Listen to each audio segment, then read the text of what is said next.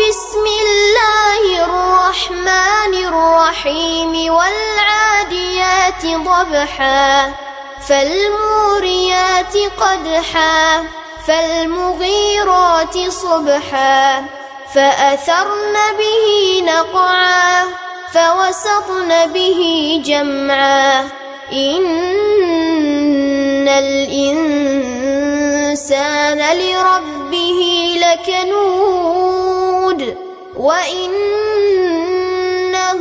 على ذلك لشهيد. السلام عليكم ورحمة الله وبركاته.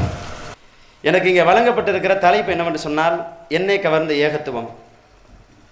எதுக்கு நீங்கள் தௌஹீத் ஜமாத்துக்கு வந்தீங்க? வந்தோன்ன உடனே எல்லாரும் கேட்கக்கூடிய கேள்வி, நானே கேட்டிருக்கிறேன், நம்ம சுட்ட தோசையை தானே திருப்பி நமக்கே போடுவாங்க, நம்ம தோசை சுட்டோம் திருப்பி நமக்கே போடுவாங்க. எதுக்காக நீங்கள் வந்தீங்க? என்கிட்ட ஒரு சகோதரர் திருப்பூர்காரர் தான் சொல்கிறாரு. எப்போன்னா கிட்டத்தட்ட ஒரு 15 ஆண்டுகளுக்கு முன்னாடி நான் மதரசாவில் ஓதிக்கிட்டு இருந்த காலத்தில் உறவினர், சொந்தக்காரர், அவர் தப்லீக் ஜமாத்து போய்கிட்டு இருந்தவர். திடீர்னு ஒரு நாள் நான் மதரசா லீவில் வந்திருக்கும் போது நான் தௌஹீத் ஜமாத்தில் சேர்ந்துட்டேன் அப்படின்னு சொல்லி ஃபஸ்ட்டு கேள்வி நான் அதான் கேட்டேன். என்ன கேட்டிருப்பேன்? எவ்வளோ கொடுத்தாங்க? ஃபஸ்ட்டு கேள்வி என்ன?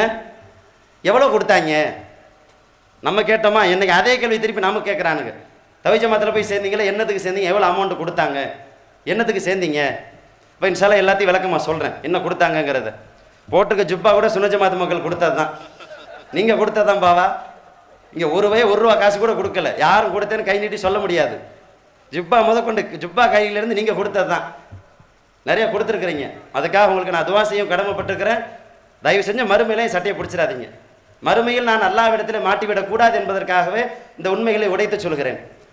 சொல்லணும்னு எந்திரிக்கும் போது கொஞ்சம் கூச்சமாக தான் இருந்துச்சு. எல்லா வீட்டுக்கும் போய் பாத்தியா ஓதிட்டு இன்றைக்கி நானே பாத்தியா ஓதக்கூடாதுன்னு எப்படி சொல்கிறது?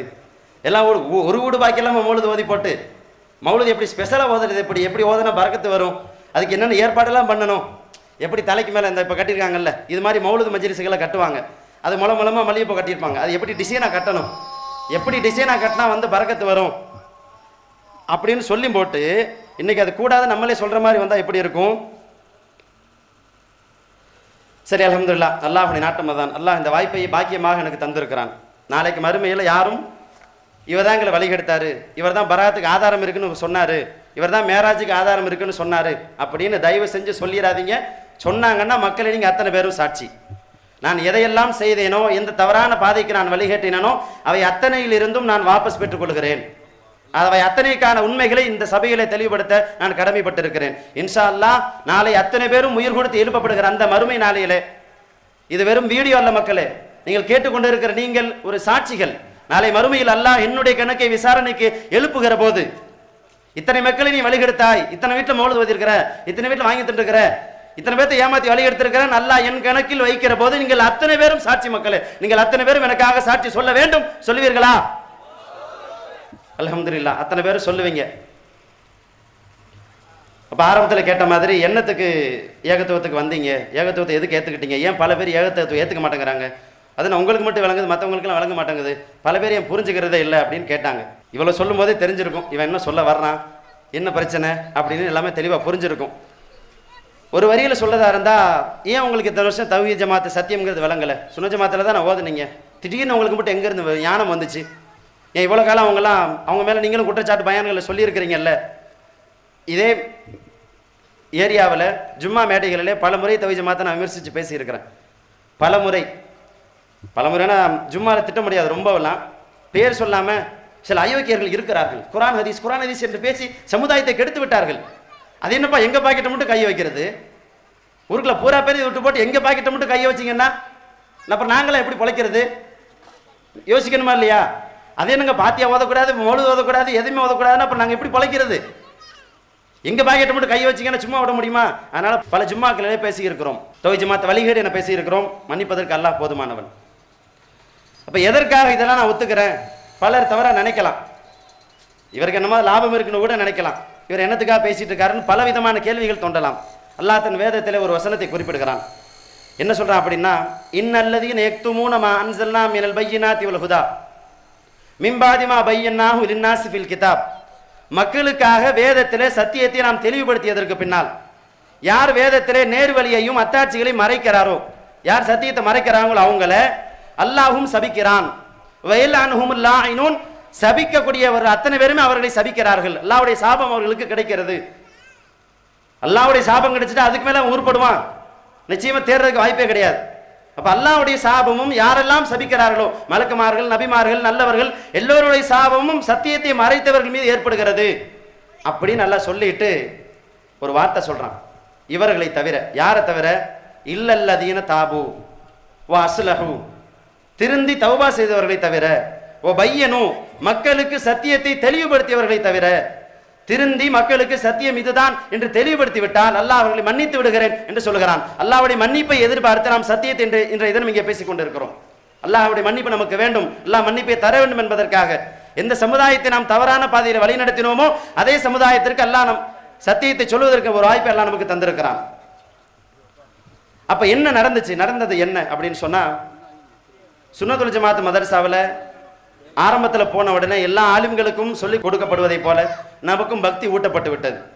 எடுத்ததுலேருந்து ஆரம்பத்திலிருந்து ஆரம்பிச்சு உள்ள நுழைஞ்ச நிமிடத்திலிருந்து ஆசிரியர் என்பவர் அல்லாஹ்வுக்கு சமமானவர் என்று வார்த்தையால் சொல்லாமல் செயலின் மூலமாக நமக்கு பயிற்றுவிக்கப்பட்டு விட்டது. கிட்டத்தட்ட எல்லாமே அப்படித்தான். அஜரத்து சொல்லிக் கொடுக்கறதா எல்லாமே. ஆசிரியர் தான் எங்களுக்கு எல்லாத்துக்கும் மேல பார்த்தோம். ஆலிம்களைத்தான் எங்களுக்கு மிக மிக மிக மேலாக பார்த்தோம். எந்த அளவுக்கு அப்படின்னு சொன்னா, அல்லாஹ்வுக்கு மிக பக்கத்தில் வைத்து ஆலிம்களை, எங்களுடைய ஆசிரியர்களை நாங்கள் பார்க்கிற அளவுக்கு எங்களுக்கு சிறு வயதில் ஊட்டப்பட்டது. 12-13 வயதில் இதுதான் உலகம் என்று விவரம் தெரியாத பருவத்தில் எங்களுக்கு அதுதான் போதிக்கப்பட்டிருந்தது. அப்படியே அந்த ரூட்லேயே போய்கிட்டு இருந்தோம். ஓதுகிற காலத்திலே நிறைய கேள்விகள். யார் படித்தாலும் அந்த சட்ட திட்டங்களை ஒரு சக மனிதன் இன்னொரு மனிதனிடத்திலே சொல்ல முடியாது. தாய்மார்கள்லாம் இருக்கிறாங்க, அதனால நான் பல சட்டங்களை சொல்வதை தவிர்க்கிறேன். ஏன்னா சபையில் அந்த சட்டங்களை படிக்க கூட முடியாது. சரி தவறு என்று விமர்சனம் செய்து அதை நியாயப்படுத்துகிறோமோ இல்லையோ அதெல்லாம் அடுத்த கட்ட பிரச்சனை. முதலிலே வாசிக்க முடியாது. சபையில போய் இப்படி சட்டம் இருக்குப்பா அப்படின்னு சொல்லவெல்லாம் முடியாது. அவ்வளவு அசிங்கமான ஆபாசமான சட்ட திட்டங்களை நாங்கள் மதரசாவில் படிக்கிறோம். படிக்கிற போது ஆசிரியர்கிட்ட விளக்கம் கேட்க போனால் எங்களுக்கு முதல்ல பயம். அதுக்காகத்தான் என்னமோ எங்களுக்கு முதல்ல பயத்தை ஊட்டிட்டாங்க. கேள்வியை கேட்க முடியாது. கேள்வி கேட்டோம்னா இங்கே பல ஆசிரியர்கள் ஃபெயில் ஆக்கிடுவாங்க.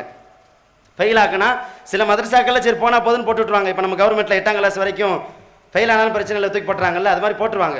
சில மதரசாக்கள் என்ன செய்வாங்கன்னா திரும்ப ஓதணும் அதே சுமராவை. அப்போ பார்த்து தான் கேட்கணும்.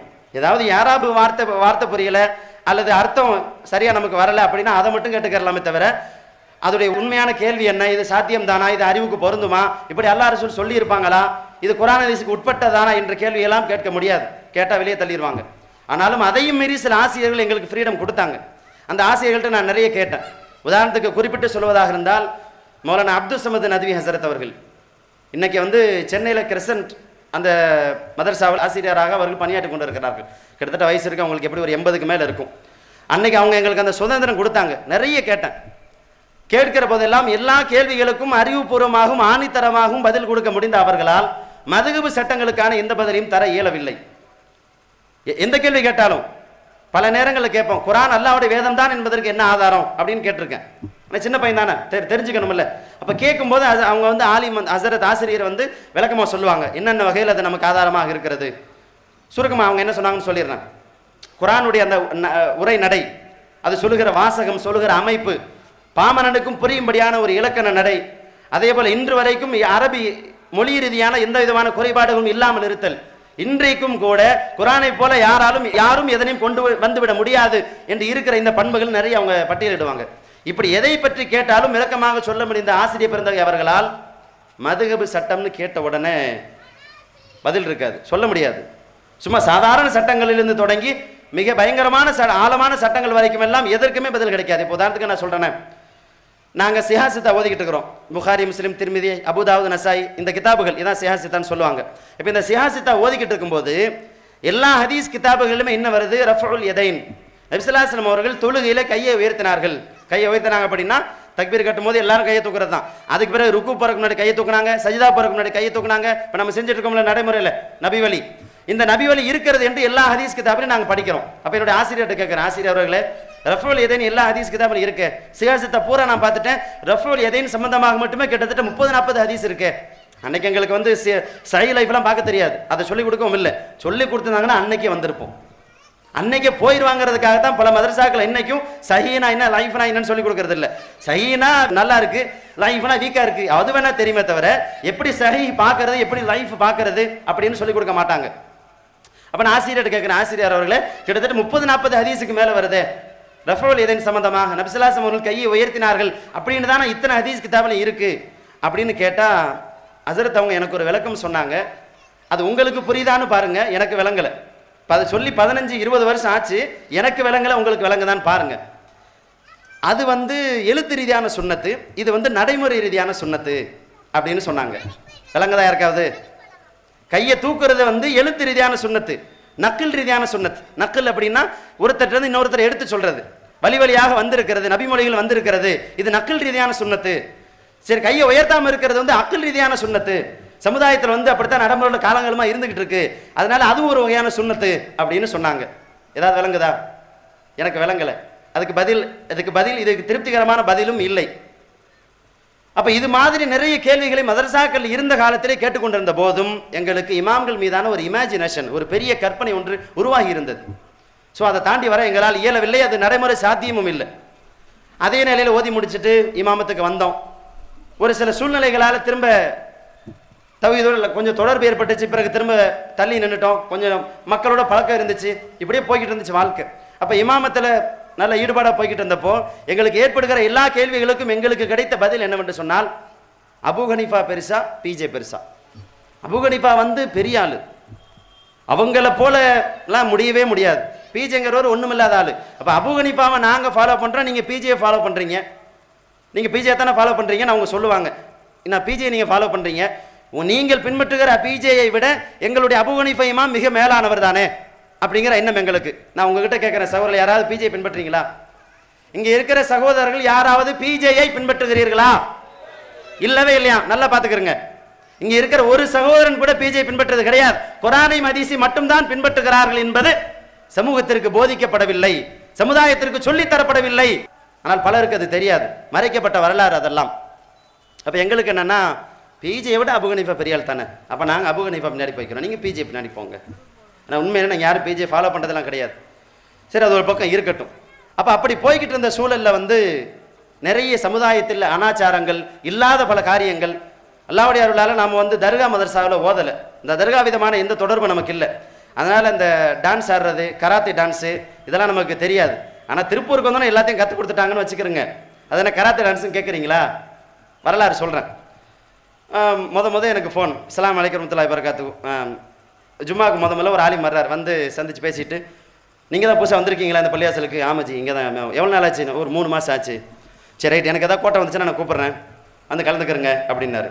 கண்டிப்பாக அப்படின்னு. அப்போ ஃபோன் வருது, ஒரு மௌலூத் இருக்க வந்துருங்க அப்படின்னு சொல்லி. சரின்னு போயாச்சு. போய் உட்காந்து பார்த்தீங்கன்னா எனக்கு மௌலூத் மஜ்லிஸில் முன்ன பின்ன கலந்துக்கிட்ட அனுபவம் இல்லை. திருப்பூருக்கு தான் பூராத்தையும் கற்றுக்கிட்டோம். போய் உட்காந்துட்டாங்க, ஆரம்பித்து நல்லா ஓதிக்கிட்டு இருக்கிறாங்க. ஓதிக்கிட்டு இருக்கும்போது திடீர்னு இந்த மௌலூதில் சில இடையில பைத்து வரும்.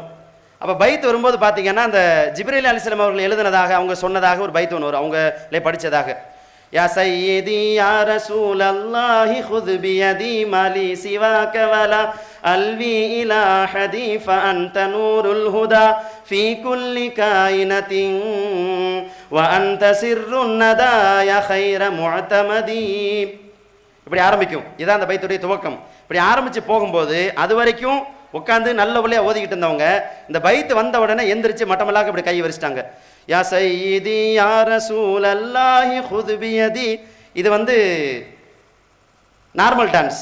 நார்மல் டான்ஸ் அப்படின்னா சுமாராக இருக்கக்கூடிய ஒரு ஆட்டம். இஸ்லாத்தில் இந்த நடனம், இசை இது எதுக்குமே இடம் கிடையாது. அப்போ இந்த காட்சியை பார்க்குறோம். இஸ்லாத்தில் இது கிடையாது, இது என்ன புதுசாக இருக்குது, இது கூட பரவாயில்ல. திக்ர் மஜ்லிஸ், அவுராது திக்ர் மஜ்லிஸ்ன்னு தனியாக இருக்குது, அதை ஓதுற கூட்டு போயிட்டாங்க. கூட்டு போய் அதில் பார்த்தீங்கன்னா இந்த கராத்தே பார்த்துருக்கீங்களா? இந்த கராத்தே ஸ்டெப் போடுற மாதிரி ஹூ அல்லா ஹா அல்லா ஹை அல்லா அப்படிங்கிறாரு. இவர் கராத்தே மாஸ்டர் போல தெரியுது. இங்கே அந்த வேலையை பார்த்துக்கிட்டு இருக்காரு. ஹா அல்லா ஹூ அல்லா ஹை அல்லா அப்படின்ட்டு இருக்காரு. கராத்தே ஸ்டெப் போடுறதுக்கு பதிலாக இங்கே அந்த திக்ர் மஜ்லிஸில் இந்த பக்கம் இவர் கராத்தே ஸ்டெப்பு போட்டுக்கிட்டு இருந்தாருன்னா இந்த பக்கம் ஒரு ஆள் ஜங்கு கூச்சிக்கிட்டு இருக்காரு. அல்லாஹ் அல்லா அல்லாஹ் அல்லா அல்லாஹ் அல்லா அப்படின்னு. எனக்கு விலங்கலை, இவனுக்கு அல்லாஹ் திக்ர் பண்ணுறானுங்களா நக்கல் அடிக்கிறானுங்களா? சரி ரைட்டு, பரவாயில்ல, 100 ரூபா கொடுக்குறேன், அதனால் பேசுறதுக்கு ஒன்றும் வேலை இல்லை, அப்புறமா பேசிக்கிறோம் ஏதாவது 2 வார்த்தை பேசினா அடுத்தது வந்து என் மேலே நடவடிக்கை எடுக்கப்படும். என்ன நடவடிக்கை அப்படின்னா, இனி மௌலுதுக்கு கூப்பிட மாட்டாங்க. என் மீது பயங்கரமான நடவடிக்கை. மௌலுதுக்கோ மற்ற எந்த விதமான நிகழ்ச்சிகளுக்கோ வருமான வர எதுக்கும் கூப்பிட மாட்டோம் என்று உங்கள் மீது நாங்கள் நடவடிக்கை எடுத்திருக்கிறோம். சொல்ல மாட்டாங்க, கூப்பிட மாட்டாங்க, அவ்வளோதான் நடந்தது. நான் பொய் எதையும் சொல்லலை, அல்லாஹ் சாட்சி, நிஜமாகவே நடந்தது. இதே திருப்பூரில் பெரிய தோட்டத்தில் ஒரு வீட்டில் ஓதுறதுக்கு போகிறோம். யார் இருக்காங்கன்னா, இந்த திருப்பூருடைய மூத்த ஆலிம் பெருமக்கள் அத்தனை பேர் அங்கே இருக்கிறாங்க. அவர்கள் அத்தனை பேரும் இருக்கக்கூடிய அந்த சபையில் எலுமிச்சம்பழம் வருது. எலுமிச்சம்பழம், குங்குமம், கருப்பு கயிறு. கருப்பு கயிறு கூட அதெல்லாம் பிரச்சனை இல்லை, அதில் தான் நம்ம ஏற்கனவே ஸ்டிப்புன்னு போட்டு நம்ம அலுமிச்சராகவே கட்டி வச்சிருக்கோம்ல, அது தனி. அதில் கருப்பு கயிறெல்லாம் வந்து செல்லும். சிவப்பு கயிறில் வந்துருந்துச்சு, அதை தான் நம்ம குறிப்பிடணும். சிவப்பு கயிறில் வந்துருந்துச்சு. அதை பார்த்துவிட்டு நான் பக்கத்தில் இருந்த மௌலானா சொல்கிறேன், மௌலானா ஜி என்ன சிவப்பு கயிறில் வந்திருக்கு, நம்ம வந்து கருப்பு கயிறில் தான் அலுமிச்சரா கட்டுவோம், சிவப்பு கயிறில் கட்ட முடியாது. ஏன்னா கருப்பு கயிறு வந்து நல்லா ஸ்ட்ராங்காக இருக்கும், சிவப்பு கயிறுக்கு ஸ்ட்ராங் பத்தாது இல்லை. கருப்பு கயிறை கட்டுறாந்தா கட்டியாச்சு கட்டியாச்சு. இப்படி ஒவ்வொரு அப்படியே ஒரு 10 ரவுண்டு ஓதி ஒரு 10 முடிச்சு போட்டோம்னா அந்த கருப்பு கயிற்றுக்குள்ளே 10 அலுமிசுரா இருக்குது. இதான் அர்த்தம். சிவப்பு கயிற்றுக்குள்ளே கட்ட முடியாதுல்ல, ஏன்னா அது வந்து இன்னொரு சமுதாயத்தினுடைய கயிறு, அவங்களுக்குன்னு ஃபிக்ஸ் பண்ணப்பட்ட கயிறு. குங்குமம் இல்லை, நமக்கு அதுக்கு சம்மந்தம் இல்லை, எலுமிச்சம்பழத்துக்கு நமக்கு சம்மந்தம் இல்லை. அப்போ நான் அந்த ஆலிமிட சொல்கிறேன், ஆலிம் பிறந்தை அவர்களே, மன் தஷப்பஹ பிகௌமின் ஃபஹுவ மின்ஹும் ரசூலுல்லாஹ் சொன்னாங்களே, யார் பிற சமூகத்திற்கு ஒப்பாக நடக்கிறாரோ அவர் அந்த சமுதாயத்தை சார்ந்தவர்னு சொல்லி. நாம் அலுமிசுராவை வந்து கருப்பு கயிறில் தானே கட்டுவோம். சிவப்பு கயிறு இருக்குது, குங்குமம் இருக்குது, அப்புறம் என்ன அந்த எலுமிச்சம்பழம் இருக்குது, இதெல்லாம் இருக்குது. இது வந்து இஸ்லாத்துடைய நடைமுறைக்கு மாற்றம் இல்லையா அப்படின்னு சொல்கிறேன். சொன்ன உடனே அசர்த்து அமைதியா இருங்க, பேசாதீங்க அப்படிங்கிறாரு. மீதி என்னன்னா, பேசாதீங்க, காசு கொடுக்காம போயிடப்போகிறான், க்ளோஸ் பண்ணுங்க, பேசாதீங்க அப்படின்னு. முடிஞ்ச பிறகு வெளியே வந்தோடனே அங்கே உலமாக்களால் நான் கண்டிக்கப்படுகிறேன்.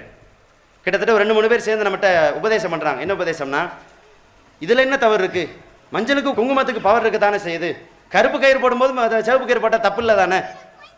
அதில் கூட அதாவது தப்புலேயும் ஒரு நியாயம் பார்த்ததுனால தான் இங்கே வந்து நின்றுட்டோம். எல்லா தப்பும் சரின்னு சொல்லியிருந்தால் பேசாமல் அங்கேயே இருந்திருக்கலாம்.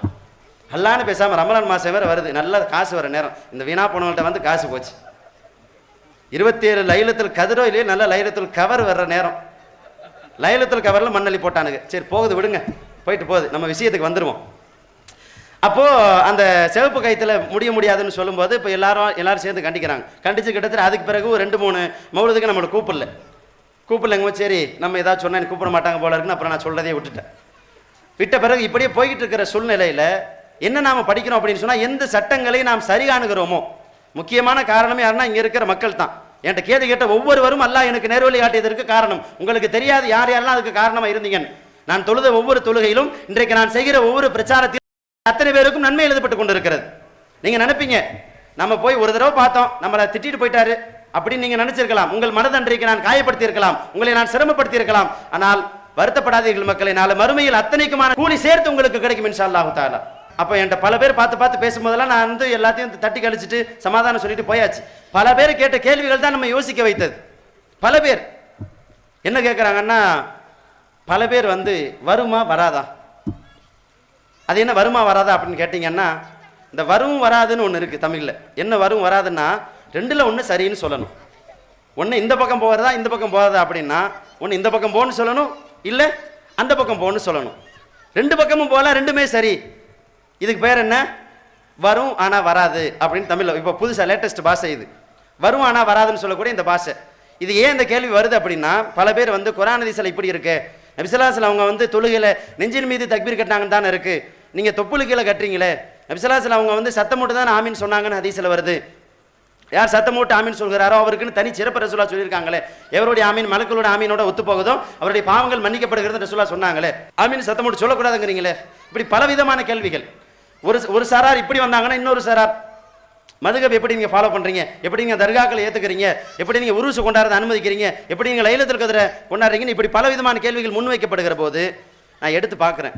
எனக்கு ஒன்றுமே விளங்கலை, மண்டை பிக்கிற மாதிரி இருக்குது. என்ன பிக்கிற மாதிரி இருக்குன்னா, ஒரு மதுகபுக்கும் இன்னொரு மதுகபுக்கும் இடையில ஷாஹ்வலில்லா முஹத்திஸ் தஹ்லவி ரஹ்மத்துல்லாஹி அலைஹி அவர்கள் சொன்ன அந்த அடிப்படையில் குறைந்தபட்சம், ரொம்ப குறைஞ்சபட்சம் நான் சொல்கிறேன், வெறும் 2 ரக்காயத்து தொழுகையில், மதுகபு சட்டம் முழுசான சொல்லலைங்க, வெறும் 2 ரக்காயத்து தொழுகையில் ஷாஃபி மதுகபிற்கும் ஹனஃபி மதுகபிற்கும் இடையில 200 மசாயில் பஞ்சாயத்து இருக்கிறது.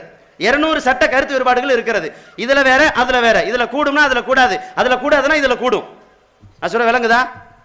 சரி, இப்போ நம்ம கணக்கு எடுத்துருவோம். கொஞ்சம் மக்கள் கூட சேர்ந்து நம்ம கூட சேர்ந்து பயணிச்சு வாங்க. இப்போ வந்து காமத் சொல்ல நின்னாச்சு. ஹனஃபி எப்படி காமத் சொல்லுவாங்க? அல்லாஹ் அக்பர் அல்லாஹ் அக்பர், அஷ்ஹது அல்லா இலாஹ இல்லல்லாஹ், அஷ்ஹது அல்லா இலாஹ இல்லல்லாஹ், அஷ்ஹது அன்ன முஹம்மது ரசூலுல்லாஹ், அஷ்ஹது அன்ன முஹம்மது ரசூலுல்லாஹ், ஹய்யா அலஸ் ஸலா, ஹய்யா அலஸ் ஸலா, ஹய்யா அலல் ஃபலாஹ், ஹய்யா அலல் ஃபலாஹ். எல்லாத்தையும் ரெண்டு ரெண்டா சொல்லுவாங்க. ஷாஃபி ஒரு தடவை சொல்லுவாங்க. எத்தனையாச்சு?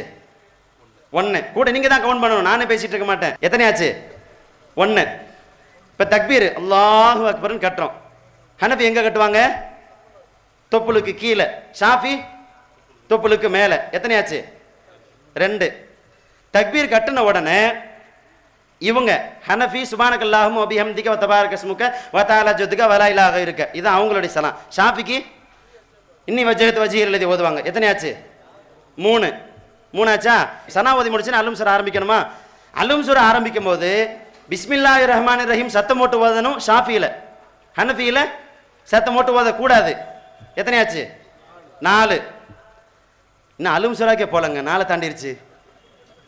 சரி பரவாயில்ல, அலும் சூரா முடியறலாம். அப்புறம் அலும் சூராவுக்கே இன்னும் வரல, பிஸ்மில்லாஹுக்கு தான் வந்திருக்கிறோம். இதுவே 4 ஆகி போச்சு, இன்னுமே போகலாம். சரி அலும் சூரா ஓதியாச்சு. ஓதி முடிச்ச பிறகு அலும் சூரா முடிச்சோன்னா என்ன சொல்லுவோம்? ஆமீன் சத்தம் போட்டு. எதில்? ஷாஃபியில். ஹனஃபியில் மெதுவாக தான் சொல்லணும். 5. அலும் சூராவுக்கு 5 ஆச்சு. அடுத்து துணை சூராவுக்கு வந்தால் அங்கேயும் ஒரு பிஸ்மில்லா வரும்ல, அங்கேயும் பிஸ்மில்லா சத்தம் போட்டு ஓதணும். ஷாஃபியில் சத்தம் போடாமல் மெதுவாக தான் ஓதணும். ஹனஃபியில் 6 ஆச்சு. இப்போ துணை சூறாவை எடுத்துக்கிட்டா நீங்கள் என்ன ஓத போகிறீங்க? அங்கே தான் பஞ்சாயத்து. என்ன சூறா நீங்கள் ஓத போகிறீங்க? ஏன்னா ஒரு மதுஹபில் குலுல் அஹது சூரா ஓதிட்டு குலபெர் பில் ஃபலக் சூரா தான் ஓதணும், குலபெர் பினாஸ் ஓதக்கூடாது. இன்னொரு மதுஹபில் குலுல் அஹது குலபெர் ஃபலக் குலபெர் பினாஸ் எப்படி வேணா ஓதிக்கிறலாம். இன்னொரு மதுஹபில் குலுல் அஹது சூரா ஓதிட்டு நீங்கள் பின்னாடி தான் வரணும், முன்னாடி போகக்கூடாது. அதாவது குலுல் அஹது சூராக்கு முன்னாடி என்ன சூறா இருக்குது? தப்பத் ஏதா இருக்கா? தப்பத் ஏதா ஓதக்கூடாது. இன்னொரு மதுஹபில் ஓதிக்கிறலாம். இது இப்போ எத்தனை ஆச்சு? சூறாவிலே 1க்கு 2 ஆகி போச்சு. இன்னும் கூட கவுண்ட் பண்ணிக்கிறங்க. இப்போ ஹனஃபியுடைய சஜிதாக்கள் வேற. அஸ்ஸஜதத்து இன்த அபி ஹனீஃபா தனி, அஸ்ஸஜதத்து இன்த ஷாஃபி தனி.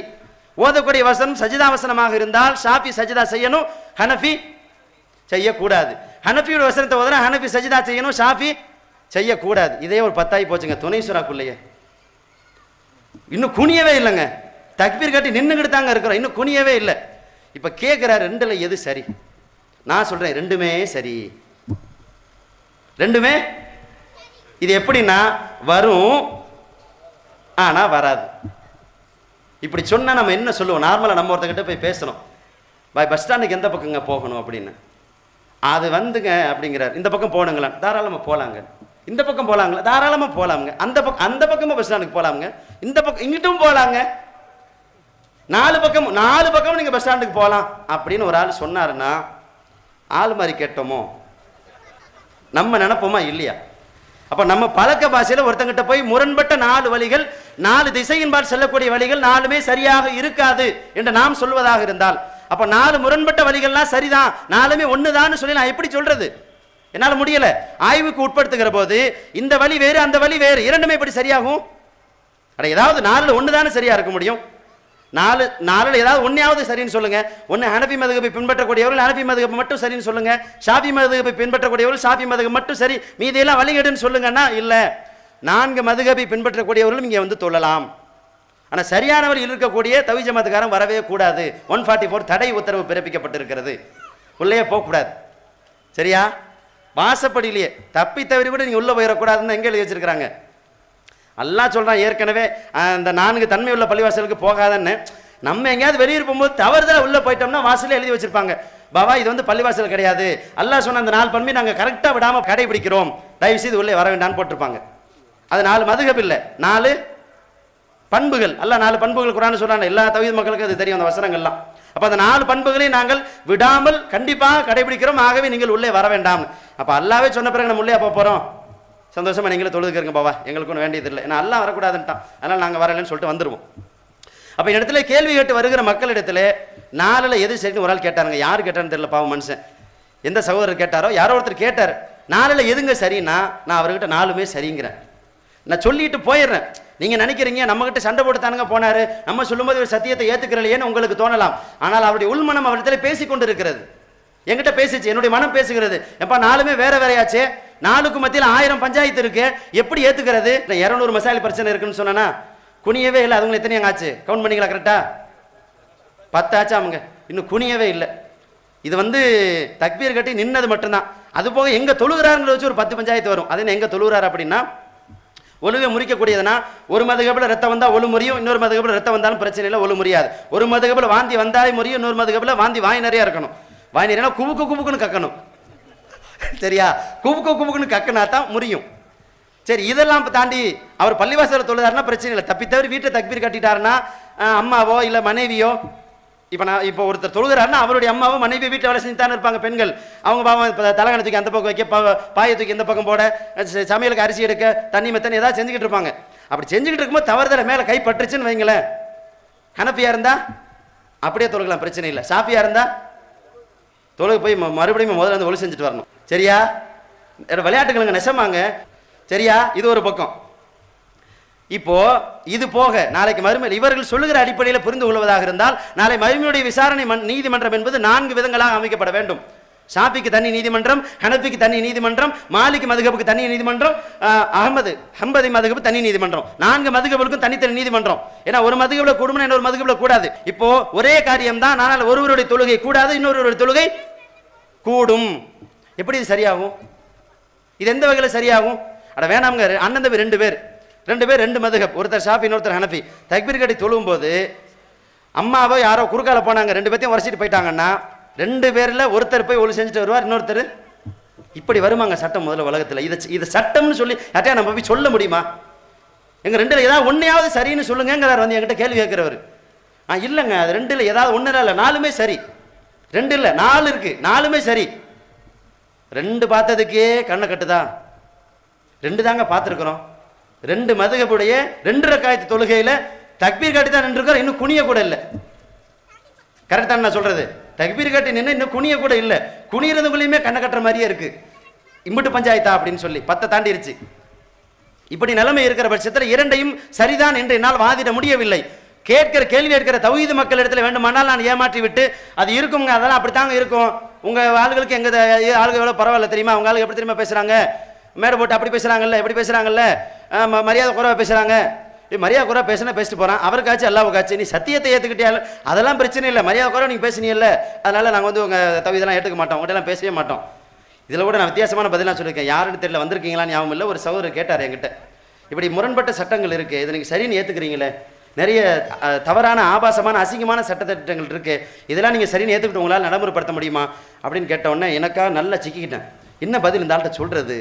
பெரும்பாலும் உலமாக்கள் என்ன செய்வாங்கன்னா, நீங்க பார்த்துருப்பீங்க அனுபவத்தில், பள்ளிவாசல் இமாம்கிட்ட போய் நீங்க கேள்வி கேட்டவொடனே முதல்ல என்ன கேட்பாங்க அப்படின்னு சொன்னா, ஃபர்ஸ்ட் கேள்வியே உனக்கு அரபி தெரியுமா?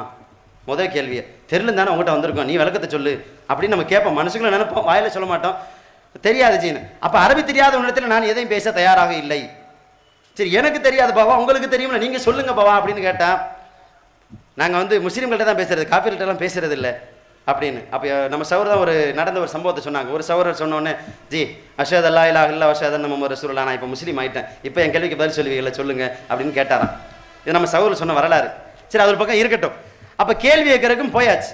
கேள்வி கேட்க வந்த உடனே பெரும்பாலும் என்ன செய்வாங்க, நானே செஞ்சிருக்கிறேன், என்ன செய்வோன்னு கேட்டிங்கன்னா முடிஞ்ச அளவுக்கு சமாளிப்போம். அதில் ஒரு 2 முக்கியமான திறமைகள் இருக்கு. என்ன முக்கியமான திறமைகள்னா, அது எங்களுக்கு சொல்லி கொடுத்து தான் அனுப்புறாங்க. சம்பந்தமே இல்லாமல் பேசணும் அப்படின்னா கேட்க வந்தவன் கேள்வியை மறந்துடுவான். நெசமாங்க. உதாரணத்துக்கு விரல் அசைத்தல் தான் ஹதீஸில் இருக்கு. நீங்கள் விரல அஷஹது அல்லா இலாஹ இல்லல்லாஹ் சொல்லும்போது ஏற்றிட்டு இறக்குறீங்களா, இது ஹதீஸில் இல்லைன்னு கேள்வி கேட்டு வந்தீங்கன்னு வைங்க. ஒரு 1.5 மணி நேரம் நான் உங்களுக்கு பயான் பண்ணேன்னா, மூசா அலைஹிஸ்ஸலாமுடைய வரலாற்றிலே ஃபிரௌன் கேள்வி கேட்ட போது, மூசா நபியுடைய வரலாற்றிலே அந்த மக்கள் இப்படி கேள்வியினால் சீரழிந்த போது அல்லாஹ் தன் வேதத்தில் சொல்கிறான், இப்படி அதிகமாக கொஸ்டின் பண்ணாதீங்கன்னு கேட்கலாம். கேள்வி எப்படி விபரீதம் உங்களுக்கு தெரியுமா? அதனுடைய கஷ்டம் உங்களுக்கு தெரியுமா? கேட்கறது ஈஸிப்பா, பதில் சொல்றதான் கஷ்டம் அப்படின்னு சொல்லாம ஒரு 1.5 மணி நேரம் பேசுவேன். வந்தவன் மண்டையை சொரிஞ்சிட்டு, இந்த ஆட்ட என்னத்துக்கு நம்ம வந்தோம், சரி என்னத்துக்கோ வந்தோம், சரி பயான் பண்ணியிருக்காரு, சரிம்மா நான் உத்தரவு வாங்கிக்கிறேன் அஸ்ஸலாமு அலைக்கும் போயிடுவான். கேட்க வந்தவன் கேள்வியை மறந்துற அளவுக்கு விவரமா பேசுறது, இது ஒன்று. இன்னொன்று என்னன்னா, கைப்பிடிச்சு இழுத்தியா அப்படின்னா, கைப்பிடிச்சு இழுத்தியா பதிலுக்கு சொன்னதே திருப்பி சொல்றது. கைப்பிடிச்சு இழுத்தியா, என்ன கைப்பிடிச்சு இழுத்தியா, டேய் கையை பிடிச்சி இழுத்தியா இல்லையாடா, என்ன கைப்பிடிச்சு இழுத்தியா இல்லையா, திருப்பி கேள்வி கேட்டவனுக்கு பதிலுக்கு திரும்பி கேள்வி கேட்கறது. கேள்வி கேட்க வருபவர் இடத்துல நாம 10 கேள்வி திருப்பி கேட்டோம்னா நிச்சயமா எல்லாத்துக்கும் எல்லா கேள்விக்கும் பதில் தெரிஞ்சிருக்காது. இப்போ உதாரணத்துக்கு நீங்க என்கிட்ட வர்றீங்க, ஜி இந்த மாதிரி மதுகபு சட்டங்கள் இப்படி தவறாக இருக்கு, இதுக்கு ஆதாரம் இருக்கா அப்படின்னு நீங்கள் கேட்டிங்கன்னா நான் ஒரு 10 கேள்வி. நீங்கள் ஹதீஸுகளை நிராகரிக்கிறீங்களே, அது முதல்ல சரிதானா? பிஜி எந்த ஹதீஸ் ஏமாத்தார் சொல்லுங்கள் அப்படின்னா ஒரு 10 ஹதீஸை நான் கேட்குறேன்னு வைங்க. நிச்சயமாக எந்த சகோதரர் இருந்தாலும், அவர் மாவட்ட மாநில பேச்சாளராகவே இருந்தாலும் 10 கேள்விக்கும் பதில் தெரிஞ்சிருக்காது. 1-2 தெரியும், 1-2 தெரியாது. அவர் மண்டையை சொல்லும் போது உங்களுக்கு தெரியல, அது மாதிரி எனக்கும் தெரியல அப்படின்னு சொல்லாமல் சரி நீங்கள் போங்க நானும் போங்கன்னு வந்துட வேண்டியது. கேள்வி கேட்கறவர்கிட்ட பதிலுக்கு 10 கேள்வி திருப்பி கேட்டார் அப்படின்னா அவன் சத்தமெல்லாம் கிளம்பிடுவான். சரி இவர்கிட்ட நம்ம பேச முடியாது போல இருக்கு அப்படின்னு சொல்லி. என்கிட்ட வந்தவங்கள்ட்ட நான் பலர்கிட்ட அந்த வேலையை பார்த்துருக்கிறேன். வந்து இது சரிதானா, இந்த குர்ஆன் ஹதீஸை தான் நம்ம பின்பற்றணும், குர்ஆன் ஹதீஸை தவிர வேறு எதையும் பின்பற்றாதீர்கள் அப்படின்னு நல்லா குர்ஆனை சொல்கிறானே, நீங்கள் என்னங்க இப்படி ஃபாலோ பண்ணுறீங்க அப்படின்னா அதெல்லாம் ஏற்றுக்க முடியாது. குர்ஆன் நீங்கள் முழுசாக படிச்சிங்களா, வாழ்க்கையில் ஒரு தடவை நீங்கள் முழுசாக ஓதிருக்கீங்களா, குர்ஆனை பற்றி உங்களுக்கு தெரியுமா, அலும் சூரா எத்தனை சூரா தெரியுமா சொல்லுங்க பார்க்கலாம். எத்தனை அலும் சூரா இறங்குச்சு தெரியாது, யாருக்குங்க தெரியும்? முத குர்ஆன்ல இறங்கின சூரா எது தெரியுமா? அது கூட சொல்லிடுவோம், இக்ரா பிஸ்மி ரப்பிக்கல் ஹலக். 15வது இறங்கின வசனம் தெரியுமா? இப்படி 10 கேள்வி உங்களுக்கு பதில் தெரியல, முதல்ல நீங்கள் அதை படிச்சுட்டு வாங்க, அப்புறம் நான் அந்த கேள்விக்கு பதில் சொல்கிறேன் அப்படின்றது போயிடுவான். வேறு வழி இல்லை, என்ன செய்கிறது இது. இன்னொன்று என்ன அப்படின்னா, இது எதுவுமே சொல்ல முடியாத மாதிரி அந்த சகோதரத்தை நான் வசமாக சிக்கிட்டேன். என்ன சிக்கிட்டேன்னா, கொஞ்சம் நான் அவர் சொல்கிறத கேட்க ஆரம்பிச்சிட்டேன். கொஞ்சம் இந்த மனநிலை எனக்கு ஏற்பட்டுச்சு, இது சத்தியமாக இருக்கலாமே அப்படிங்கிற ஒரு எண்ணம் வந்துருச்சு. அந்த நேரத்தில் கேட்க ஆரம்பிச்சுன்னா அவர் சொல்கிறதெல்லாம் சரிதானான்னு மட்டியை ஆட்டிக்கிட்டு அவர் நல்ல குரலை போட்டு கொக்கியப்பட்ட மாதிரி பிடிச்சிட்டார். பிடிச்சி சட்டங்கள் இப்படி இருக்குன்னு கடகடன்னு மனப்பாடம் பண்ணி ட்ரைனிங் எடுத்துருப்பாங்க போல தெரியுதுங்க. கடகடன்னு ஒப்பிக்கிறாரு. ஒப்பிச்சு இன்னும் இதுக்கு என்ன பதில், இந்த சட்டம் இப்படி இருக்கு, அந்த சட்டம் அப்படி இருக்கு, அதில் அப்படி இருக்கு, இதில் இப்படி இருக்கு, ஃபத்துல் மைனில் இருக்கு, ரத்துல் முக்தாரில் இருக்கு, துருல் முக்தாரில் இருக்குன்னு கிதாப் பேர் நம்மளோட அழகாக சொல்கிறாங்க. எனக்கு டவுட்டு, நம்ம மசாக்கு ஓத போனோமா இவன் ஓத போனாமா, நம்மளோட சூப்பராக சொல்கிறானே. சரி ரைட்டு விட இருக்கட்டும். அப்போ அப்படியே இருக்கும்போது நிறைய கேட்டுவிட்டாப்புல, வசமாக சிக்கிட்டேன், பதில் இல்லை, யாருன்னு தெரியல. கொஞ்சம் இருந்தால் வாங்க, முன்னாடி வாங்க. நான் அந்த சகோதரர்கிட்ட சொன்னேன், என்ன சொன்னேன் அப்படின்னா, உங்கள் ஜமாத்தில் பேசி எனக்கு தனியாக ஒரு அமௌண்ட் வாங்கி கொடுங்க, நான் இமாமத்தை விட்டுறேன், ஆய்வு பண்ணுறதுக்கு உட்காந்துறேன், உட்காந்து உங்கள் ஜமாத்தில் நேருக்கு நேர் விவாதம் பண்ணுவோம், பண்ணி முடிச்சுட்டு அதுக்கு பிறகு வந்து எது நேர் வழின்னு தெரிஞ்சுக்கிடுவோம். வேறு வழியில் என்ன சொல்கிறது, வசமாக சிக்கியாச்சு. அந்த சமாளிப்பு வேலைகள் சால்ஜாப்புன்னு சொல்லுவாங்க, அந்த சமாளிப்பு வேலைகள் எதுவும் செய்ய முடியாது. வசமாக சிக்கிய உடனே கடைசியாக நீங்கள் பல இடங்களில் அனுபவத்தில் பார்த்துருப்பீங்க, ஒரு இமாம் ஜும்மாவில் நின்று நான் சவால் விடுகிறேன், மதுகபுக்கு எதிராக யாரெல்லாம் பேசுகிறார்களோ அந்த கைவர்களுக்கு நான் சவால் விடுகிறேன், நீங்கள் உங்களால் முடிந்தால் மதுகபு கூடாது என்பதை நீங்கள் எடுத்து வந்து நிரூபியுங்கள் பார்க்கலாம், அதை நிரூபியுங்கள் பார்க்கலாம், எங்களோட நேருக்கு நேர் மோதுவதற்கு உங்களுக்கு தைரியம் இருக்கிறதா, இந்த கைவர்களை பார்த்து நான் கேட்கிறேன்னு அவர் வாட்டுக்கு ஆர்வ கோளாறுல பயானில் பாவம் பேசிடுவார். டக்குன்னு நம்ம மக்கள் என்ன செய்வாங்க, ஜும்மா முடிஞ்ச உடனே பலர் அந்த பள்ளிக்கு போக மாட்டாங்க, தகவல் வந்துடும், ஃபோனில் தகவல் வந்து ஜி உங்களை தான் மேற்படியார் பேசியிருக்காரு அப்படின்னு உடனே நம்மளையா அப்படின்னு கூடுன்னு நான் ஓடி வந்துடுவார். வந்து ஜி மௌலனா தாங்க இப்படி பேசினீங்களாம்ல அப்படின்னோடனே ஆமாம் பேசினேன், எப்போ விவாதத்தை வச்சுக்கிறலாம் அப்படின்னோடனே அது நிர்வாகத்தில் கேட்கணும் அப்படின்னோடனே நாங்கள் தலைவர்கிட்ட ஏற்கனவே கேட்டோம். தலைவர்கிட்ட தானே கேட்டிருக்கீங்க, செயலாளர்கிட்ட கேட்கணுமே, செயலாளர்கிட்டையும் நாங்கள் கேட்டோம். சரி தலைவர் எல்லாத்தையும் கேட்டாங்களா, வீணா போனவனுக்கு ஒரு பேச்சுக்கு மைக்கில் சொன்னால் இப்படி இடம் வந்து பிடிக்கிறது. சரிங்க பொருளாளர் அவர்கிட்டையும் கேட்டோங்க, முத்தவள்ளிகிட்டையும் கேட்டாச்சுங்க, அவசரமாக வைத்த கலக்குது, வீடு வரைக்கும் போயிட்டு வந்துடுறேன் அப்படின்னு சொல்லுவார். வேறு வழி இல்லை. அப்போ இது மாதிரியான சூழல்களை நிறைய சந்தித்தோம். கேள்விக்கு பதிலே கிடையாது, என்ன பதில் சொல்லி நான் சமாளிக்கிறது, என்னதுக்கு இப்போ இங்கே வந்து நின்றுருக்கிற, என்ன லாபம் உனக்கு கிடைச்சிச்சு, இதனால் என்ன கிடைத்தது என்று பலர் இடத்துல கேட்கிற போது நான் சில சட்டங்களை உங்களுக்கு முன்னால் முன்வைக்கிறேன். கொஞ்சம் அறிவுபூர்வமாக அல்லாஹ்வுக்கு பயந்து யோசிச்சு பாருங்க. இந்த சட்டங்களை மதுகபை ஏற்றுக்கொண்டிருக்கிற நீங்கள் செயல்படுத்தினால், உங்கள்கிட்ட நாங்கள் செயல்படுத்தணும் அப்படின்னு சொன்னால் வேணாங்க, எங்கிட்ட யாராவது செயல்படுத்தினா என்னால் அதை நியாயம் ஏற்றுக்கிற முடியாது. உதாரணத்துக்கு சொல்கிறேன், எங்கே இருக்குது ஹிதாயாங்கிற ஹனஃபி மதுகபடி கிதாபில் பாகம் 2 பக்கம் 125 என்ன மேட்டர் இருக்குன்னு கேட்டால், ஒமன் நக்கபல் பைத்த, யார் வீட்டை ஓட்டையை போடுகிறாரோ, அதாவது ஓட்டையை போட்டு ஆட்டையை போடுறது, ஒமன் நக்கபல் பைத்த, யார் வீட்டை துளையிடுகிறாரோ ஓட்டையை போடுகிறாரோ, வா அதுஹல யதஹு ஃபீஹி, அந்த கேப்பு அந்த ஓட்டை வழியாக கையை விட்டு அகத ஷைஅன், ஏதாவது உள்ளேருந்து எடுத்தார் அப்படின்னா லம் யுக்தா, அவருடைய கை துண்டிக்கப்படாது, அவருக்கு அந்த கை துண்டிக்கிற தண்டனை கிடையாது அப்படின்னு சொல்லி. நம்ம சவுஸ் அவர்கள் பல பேர் ரெடியாக தான் இருக்காங்கன்னு நினைக்கிறேன். சட்டத்தை செயல்படுத்திடுவோமா, மதுகபு சட்டத்தை அப்படியே செயல்படுத்தி விடுவோமா? நாங்கள் ரெடி, ஆனால் செயல்படுத்த முடியாது, உங்களால் நியாயம் என்று ஏற்றுக்கொள்ள இயலாது. இப்போ மதுகபை சரி காணக்கூடிய யாராலும் இது நியாயம் என்று ஏற்றுக்கொள்ள முடியாது, இது தப்பு. இதில் இன்னொரு பயங்கரமான காமெடி என்னம்னா, நம்ம ஜமாத் சார்பில் இதெல்லாம் 35 வருஷம் ஆறுத பழசுங்க, அன்னைக்கே சொல்லியாச்சு. சொன்னதுக்கு என்ன பதில் சொல்லுவாங்க தெரியுமா? நான் கூட இந்த பதில் சொல்லியிருக்கிறேன். ஹிதாயா கிதாபில் ஒமன் நக்கபல் பைத்த, யார் வீட்டை வந்து ஓட்டையை போட்டு ஆட்டையை போடுறாரோ அப்படி இருக்கே அப்படின்னு கேட்டால், ஹிதாயாவில் அப்படி இருந்தாலும் ரத்துல் முக்தாரில் பதில் இருக்குல்ல. இது எப்படின்னு சொன்னா, டே உன் சம்சாரம் சரியில்லடா அப்படின்னா, ஏன் சம்சாரம் சரியாவில்லாட்டும் பக்கத்து வீட்டுக்காரன் சம்சாரம் சரியாக தானே இருக்கிறது. எப்படிங்க? ஏன்ப்பா உன் மகன் சரியில்லைப்பா, பீடியெல்லாம் பிடிக்கிறான்ப்பா, பீடி செட்டு பிடிக்கிறான், இல்லை தண்ணி அடிக்கிறான், இல்லை சினிமா தேட்டர் போகிறான், சகவாசம் சரியில்லை அப்படின்னு சொன்னா, என் மகன் சரியில்லாவிட்டாலும் பக்கத்து வீட்டுக்காரன் மகன் யோக்கியமாக இருக்கிறான். யாரை ஏற்றுக்கிறோமா? யாராவது ஏற்றுக்கொள்ள முடியுமா? யாராவது சரின்னு ஒத்துக்கிறோமா? அட இந்த கிதாபில் சரியில்லைன்னா பதில் அந்த கிதாபிலிருந்து வரணும். இந்த கிதாப், ஏன்னா அந்த கிதாப் எழுதி பல நூற்றாண்டுகளுக்கு பிறகு எழுதப்பட்ட கிதாபுகள் தான் துல் முக்தார், ரத்துல் முக்தார், மற்ற கிதாபுகள்லாம். இந்த கிதாபில் சரியில்லைன்னா இந்த கிதாபில் விளக்கம் இருக்கிறது. அப்போ அவர் சரியா சொல்லலை, தப்பா சொல்லிட்டாருன்னு இவருக்கு விளக்கம் சொன்னாரா அப்படின்னு நம்ம கேட்போம். அப்போ என்ன, நான் இதே பதில தான் சொல்லியிருக்கிறேன். என்ன பதிலாம்? என்கிட்ட ஒருத்தர் வந்தார், ஜி இந்த மாதிரி இப்படி இருக்கு, இதை நான் ஒரு நீட்டான சட்டத்தை சொல்லியிருக்கேன், தாய்மார்கள் இருக்கிற காரணத்தினால சபையில் சொல்ல முடிந்த ஒரு சட்டத்தை சொல்லியிருக்கேன், சொல்ல முடியாத ஒரு சட்டத்தை எடுத்துகிட்டு வந்து என்கிட்ட கேட்டுவிட்டாப்புல. சொல்லவே முடியாதுன்னு வைங்களேன், அசிங்கமாக இருக்கும். அப்படி ஒரு சட்டத்தை கேட்டுவிட்டாப்புல. என்னடா இப்படி கேட்டுவிட்டானே அப்படின்ட்டு, நம்மகிட்ட போய் கேள்வி கேட்டுவிட்டானே அப்படின்ட்டு, இந்த கிதாபில் அதுக்கு விளக்கம் இல்லை ஜி, இந்த கிதாபில் விளக்கம் இருக்குன்னு நான் கேட்டேன். இது என்னுடைய பாயிண்ட் இல்லைங்க. இப்போ நான் சொல்கிறேன், எந்த பாயிண்ட்டுமே என்கிட்ட இருந்து நானாக கண்டுபிடிச்சலாம் கொண்டு வரல, நீங்கள் என்கிட்ட சொன்னதான். ஒரு ஆளுக்கு திருப்பி பிடிச்சிட்டாப்புல, எங்க இந்த கிதாபில் சரின்னா பதில் இந்த கிதாபில் இருந்தெல்லாம் வரணும், நீங்கள் இன்னொரு கிதாபை கொண்டு வந்து காட்டுறீங்க அப்படிங்கிறாரு. எனக்கு டக்குன்னு அப்படியே பொறி தட்டின மாதிரி இருந்துச்சு. கரெக்டாக தானே கேட்குறான் மனுஷன். இந்த கிதாபில் சரியில்லைன்னு சொன்னால் இந்த கிதாபில் பதில் இருக்குன்னு நம்ம எடுத்து காட்டணும் இல்லை, இன்னொரு கிதாபில் எங்கே இருந்தோ பதில் இருக்குன்னு கொண்டு வந்து காமிச்சு எப்படி இதை ஏற்றுக்கிற முடியும் அப்படின்னு கேட்குறாப்புல. அப்போ இந்த கிதாப் சரியில்லைன்னு சொல்கிறீங்களா அப்படின்ட்டாப்புல. எப்படி சரியில்லைன்னு சொல்கிறது? நாங்கள் இந்த மதுகபில் ஏற்றுக்கிட்டு இருக்கிறோம். அதை உடனே அவரை திட்டி சண்டை போட்டு அமுச்சு விட்டாச்சு, துரத்தி விட்டு அப்புறம் யோசிக்கிறேன். என்ன யோசிக்கிறேன்னா, கேட்ட கேள்வி சரியா நியாயமாக தானே இருக்குது. ஒரு கிதாபிலே சரியில்லை என்று குற்றச்சாட்டு வைக்கப்பட்டால் இன்னொரு கிதாபில் பதில் இருக்கிறது என்பது சரியான பதிலாக இருக்க முடியுமா? சரி, இப்போ உதாரணத்துக்கு இன்னும் இன்னொரு சட்டத்தை நான் சொல்கிறேன். கிட்டத்தட்ட இதே மாதிரி தான். இது எங்கே இருக்குன்னா, குதூரி அப்படிங்கிற ஹனஃபி மதகபடி கிதாபில் பாகம் 1 பக்கம் 116. அரபி வேணால் நம்ம தமிழுக்கு நேரம் மேட்ருக்கு வந்துடும். என்ன அதில் வருது அப்படின்னா, நமக்கு ரொம்ப ஃபேமஸான சட்டம். 2 பேர் ஆட்டை போகிறதுக்காக போனாங்க, திருடுவதற்காக சென்றார்கள். சென்று ஒருவர் வீட்டுக்குள்ளே போயிட்டார், இன்னொருத்தர் வீட்டுக்கு வெளியே நிற்கார். இப்போது அவர் உள்ளே இருந்து ஜாமான்சட்டை எடுத்து வெளியதுக்கு போகிறார். இவர் வெளியே இருக்கிற ஜாமான்சட்டை அல்றார் அப்படின்னு சொன்னால் 2 பேருக்கும் தண்டனை இல்லை. தண்டனை இல்லைன்னா அந்த கைவெட்டுக்கிற தண்டனை இல்லை அப்படின்னு. ஏன்பா தண்டனை இல்லை அப்படின்னு கேட்டால், உள்ளே போனார் இல்லை, அவர் எந்த பொருளையும் அவர் கையில் இல்லையா. பொருளை எடுத்தார், ஆனால் எதுவும் இப்போ அவர் கையில் ஏதாவது இருக்கா? எதுவுமே இல்லை, ஏன்னா அவர் தான் வெளியதுக்கு போட்டார்ல. அதனால் அவரை வந்து நம்ம தண்டிக்க முடியாது. கையில் பொருள் இருந்தால் தான் தண்டிக்க முடியும். சரி, வெளியே இருக்கார், அவர்கிட்ட தான் பொருள் இருக்குல்ல, அவர் நாம் தண்டிக்கலாமே அப்படின்னு கேட்டால், அவர் தான் உள்ளேயே போலியே, அப்புறம் அவருக்கு எதுக்கு தண்டனை? உள்ளே போனா தானப்பா தண்டனை. அவர் தான் உள்ளேயே போலியே, அப்புறம் எதுக்கு தண்டனை? சரி ரைட்டு, இது சட்டம். இது அப்படி நாம் செஞ்சுருவோமா? 2 பேராக குரூப்பாக எல்லா வீட்டுக்கும் இறங்கிடுவோம். முக்கியமாக யார் இதை ஏற்றுக்கொண்டு பிரச்சாரம் செய்கிறார்களோ அந்த மூத்த உலமாக்களுடைய வீட்டுகளுக்கு போயிடுவோமா?